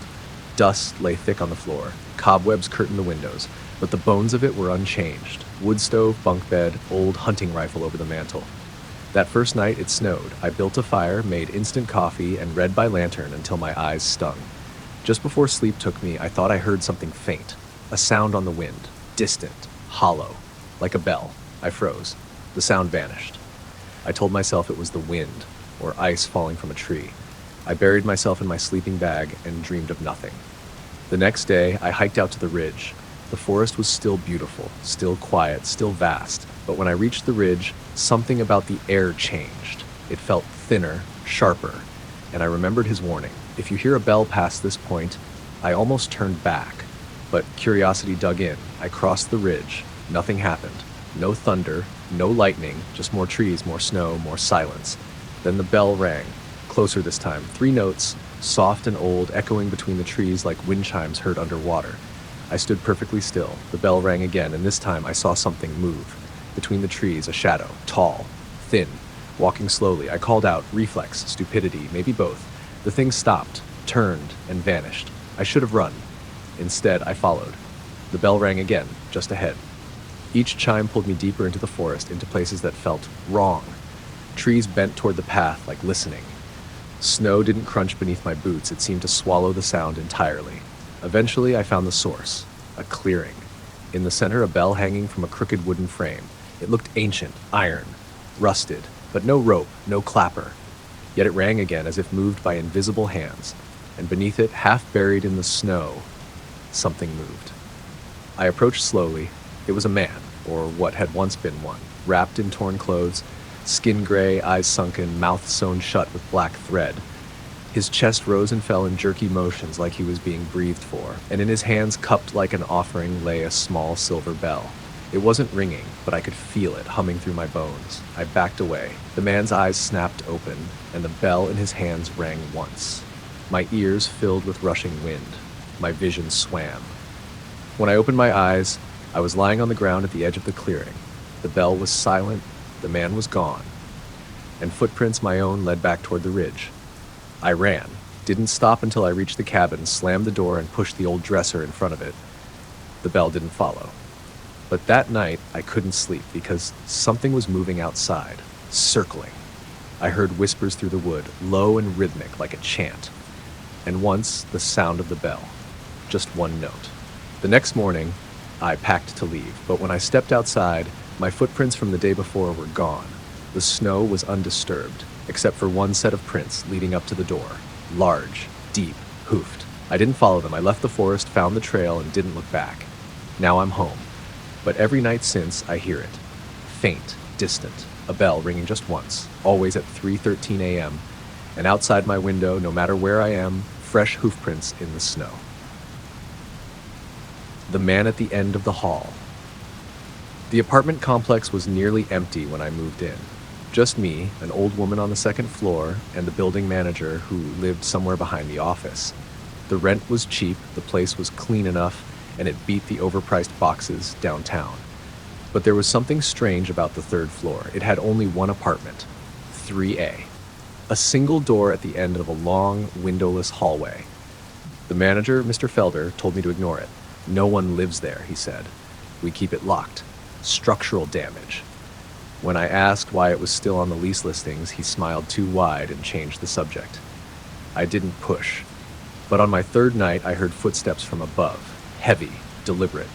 They moved from one side of the ceiling to the other. Paused, then returned. I live in 2A, directly below 3A.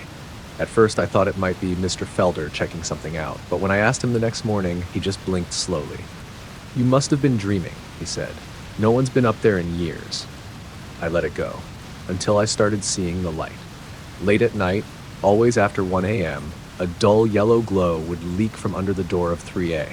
I'd pass it coming back from a night shift, and there it would be, spilling faintly onto the grimy hallway carpet. I knocked once. The light went out instantly.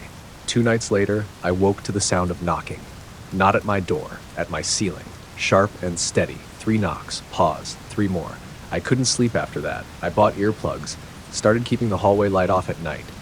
But curiosity festered. One evening after a long shift and 2 glasses of wine, I decided to try the door. I crept up the stairs around midnight. The hallway was still. No light, no sound. I touched the doorknob, warm. Not like body warm, more like metal left out in the sun. I turned it, unlocked. The door swung open a few inches, darkness inside, thick and heavy like the air didn't want to move. I pushed the door wider. My breath caught. The inside of the apartment was wrong. It didn't look like an apartment, it looked like a hallway, identical to the one I stood in, same peeling paint, Same flickering ceiling light, same carpet stains, but inverted. The hall bent slightly to the left, and the further it went, the dimmer it got. I stepped in. The floor felt soft underfoot. Damp. The door shut behind me. I turned. No door, just more hallway. I tried walking back. The hallway stretched. No end, no turns, only forward. So I walked. The further I went, the more the hallway changed. The lights buzzed louder, the carpet sagged on either side, all numbered 3A, each one slightly ajar, each one with something watching from the crack. Not eyes, just presence, like the air shifted with each glance. I kept walking. Then the knocking returned. 3 knocks. Pause. 3 knocks. Behind one of the doors, then another, then all of them. Echoing like a heartbeat. I ran. The hallway bent again, sharper this time, and at the end, a man. Tall. Still. Dressed in a faded suit that looked soaked. His face was blurred like old film. He raised one hand and knocked on the wall beside him. 3 times. The walls moaned. The floor dipped. He turned and opened a final door. Light spilled out. Not warm, not cold. Just light. He stepped through and vanished. I followed. I didn't mean to. My feet just moved. When I passed through the doorway, everything stopped. Silence. I was standing in my apartment. Same furniture. Same clothes on the chair. But the clock was wrong. Wrong. It ticked backward, and something moved in the hallway. I approached the door and peeked through the peephole. The man in the suit stood outside, still, waiting. His face still a blur. He raised a hand, knocked. 3 times. I blinked, and I was back in bed. Heart racing. Sweating. Morning light bleeding through the blinds. I thought it was a nightmare, until I saw the wet footprints leading from my front door to my bed. I asked Mr. Felder again. He just smiled. You went in, didn't you? What is it? I asked. He shrugged. Some places remember, some doors forget. That one does both. It's been a week since then. I hear knocking every night now. Always 3 times, always from different walls. Sometimes from inside the mirror. Sometimes from the back of the closet. Sometimes I wake up and I'm standing in the hallway outside 3A. Door cracked open, light spilling out. I haven't walked through again. Not yet, but I know I will, because the knocking is getting louder. And I think, next time, it won't wait for me to answer. The collector's room. When my aunt passed away, I inherited her house. It was one of those creaky old Victorians tucked into a wooded pocket at the edge of town. The kind of place realtors call full of character when they mean haunted looking. I hadn't seen her in years. She was always the strange one in the family. Lived alone, collected oddities, didn't attend holidays. But in her will, she left everything to me. Everything, except the attic. In neat, looping handwritings that the will stated, the attic must remain locked. Do not enter. Do not move what is inside. That was it. Naturally, I went to the attic. Not at first. I was respectful. For days, I cleaned the house, sorted her dusty books and little cabinets filled with labeled bones, dried flowers, and rusted tools that looked medieval. She'd been a collector. Of what exactly, I wasn't sure. The attic door was at the end of the 2nd floor hallway, padlocked with a heavy rusted latch. No key was listed among her things. I should have let it go. But the door called to me. Literally. On the 5th night, I woke up at 2:11 a.m. to a sound like dragging furniture up, followed by a soft tapping on the ceiling. Then a whisper, let me down. I froze in bed, heart thundering. I waited until morning. In the daylight, the house looked normal again. No sounds, no movement. I tried to tell myself it was a dream. But that afternoon, I found the attic key. It was tucked inside a velvet pouch beneath a loose floorboard in her study. A tarnished silver key, cold to the touch. I stared at it for hours before finally walking up the steps. The air grew colder the closer I got. The key turned smoothly. The door creaked open. The attic was enormous, much larger than the house should have allowed. The sloped ceiling stretched high above, lost in shadow. Dust motes floated in narrow beams of light from the single arched window at the far end. And the room was full, not with furniture or boxes, but with people. At least, that's what they looked like. Dozens of figures standing in rows, not moving. Some were tall, some small. All were dressed in old clothes, Victorian suits, faded dresses, tattered uniforms, and all were utterly still. Their skin was grayish, waxy. Their eyes, if they had any, were glassy and dead. Mannequins, I told myself, lifelike, yes, but just mannequins. Until I stepped too close to one and it turned its head, barely, to look at me. I stumbled back. Fell. The rest of them didn't move, just that one, watching. Its mouth opened and whispered, "Thank you for letting us breathe." I slammed the door and locked it again. I didn't sleep that night, or the next. The noises got worse, pacing above, whispers, weeping. Once, laughter. I tried to leave, packed a bag, got in the car, but the road twisted the wrong way. Every turn brought me back to the house. By the third attempt, the car wouldn't start at all. I was stuck. The next morning, the attic door was open. I didn't unlock it. The mannequins were in the same positions, except 3 were missing. I searched the house, every room, nothing, until I opened the hall closet and found one standing there, arms at its sides, facing the door like it had been waiting. Its glassy eyes were weeping blood. I pushed it over and ran, but when I turned around, it was gone. Back upstairs, I found it standing outside the attic again, back in place, like it had never moved. Now, every time I blink, they're closer. There are more of them now. Some look like people I've seen in town.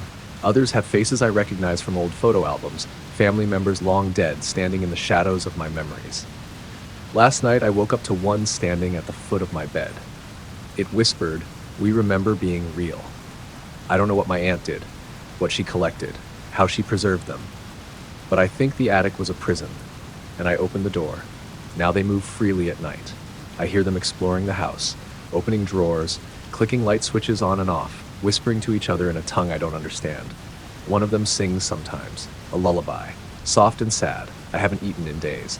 The food spoils too fast now. Milk curdles in the fridge the moment I close the door. Water runs black for a second before turning clear. The mirrors no longer show my reflection, just the attic. Only the attic. Tonight I feel them waiting, closer, hungrier. I hear them on the stairs. Their feet don't touch the ground. They slide, glide, creep. The key is gone now. The lock melted. There's no stopping them. Only recording this. If you find this note, don't enter the house. Don't open the attic. Don't look them in the eyes, because the moment you see them, they remember you, and they collect you in return.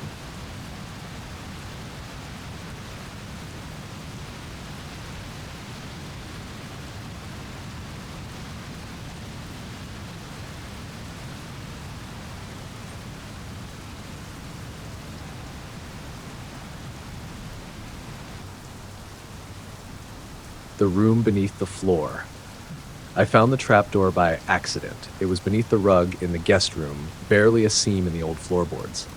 I only noticed it when I tripped over the corner, felt something hollow underneath. At first I assumed it was crawlspace access. Every old house has quirks. I wasn't expecting anything dramatic, but the lock was strange. It wasn't a latch or a bolt, but an embedded iron loop, etched with symbols I didn't recognize. I couldn't even tell how it opened. It had no keyhole. The wood around it was warm to the touch, almost breathing. I left it alone. That was 3 days ago. Since then, I haven't slept. It's not the trapdoor exactly, it's the sounds. They started faintly, a soft scratching. Maybe mice, I thought. Then came the knocking, from beneath.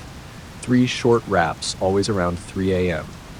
Last night, I swear I heard a voice. Not loud, not even clear. Just a whisper, like someone speaking through fabric from far underground. "Let me out." I moved the rug back in place. I even stacked a bookshelf over it. But the knocking kept coming. The whispers grew louder. Now they call me by name. This morning, I couldn't take it anymore. I tore the rug away, pulled the shelf aside, and stared at the trapdoor. It was open. Just slightly. The seam lifted enough to sliver of darkness, like the lid of a coffin cracked to let something breathe. I didn't open it further. I couldn't. But something changed. Since then, the rest of the house has begun shifting. The lights flicker more often. Clocks tick backward. My phone refuses to hold a charge. Windows show darkness even during the day. And the shadows move when I'm not looking, always toward the guest room. I called a locksmith to check the trapdoor. He never showed. His number just plays static now. I emailed the realtor. She replied within minutes. "You opened it? Leave. Now." Then her email vanished from my inbox. I checked the house's blueprints. There's no room below the guest room, just foundation. But I know something is under there, and it wants me to see it. Tonight, I'm writing this because I know I won't be able to stop myself. It's quiet now. Too quiet. No knocking, no whispering, like it's waiting. I'm bringing a flashlight and a rope. Just a quick look. Just to see. The opening beneath the trapdoor led to a wooden ladder, slick with condensation. The air was damp, metallic, and cold in a way that settled into my teeth. I climbed down 20 rungs before I reached the bottom. The floor was dirt, packed and hard. The walls were old stone, arched like a cellar. But there was no wine rack, no storage boxes, just a single hallway leading away into blackness. I turned on my flashlight. The beam reached maybe 20 feet before being swallowed by the dark. I called out. My voice didn't echo, it was absorbed. I should have gone back. Instead, I walked forward. The hallway stretched longer than should have been possible. The walls grew narrower. I passed doors, wooden, heavy, each etched with symbols like the lock. None had handles. I don't know how long I walked. Time didn't feel right. Eventually, I came to a room, circular, stone walls. In the center was a chair, and in the chair a man, or what remained of one. He was bone-thin, eyes sunken, skin papery and gray. His mouth had been sewn shut, his fingers broken backward, but his eyes were awake, wide, frantic, glowing faintly in the dark. He stared at me. Tried to speak. Something shifted in the room. Behind me, I turned. A mirror stood against the wall, but it didn't reflect the room. It showed a version of the guest room above, exact, but decaying, covered in vines. Bones scattered across the bed. In the mirror, I saw myself, standing. But behind my reflection, something moved. A shape. Tall. Thin. Wrapped in shadows that slithered like smoke. It leaned close, whispered into my reflection's ear. My reflection smiled. I did not. I backed away. The mirror cracked. The whisper came again, not from the glass, but from the stitched-mouthed man. Inside my head. You let it out. I turned and ran. The hallway twisted. The ladder was farther than it had been. The trapdoor was open. Waiting. I climbed out, sealed it shut, but I was not alone. Now, when I walk past mirrors, I don't always see myself. Sometimes I see the guest room in the mirror's background, rotting, pulsing, deeper than it should be. Sometimes I see the man in the chair staring up at me. Sometimes I see me, smiling when I'm not. The trapdoor is gone now. Floorboards seamless, no sign it was ever there. But at 3 a.m., I still hear knocking, and tonight the voice whispered something new. It's upstairs now. Thanks for watching. If you made it this far, you're braver than most. Don't forget to subscribe, leave a comment with where and when you're watching from, and whatever you do, don't answer if something knocks 3 times. Sleep tight.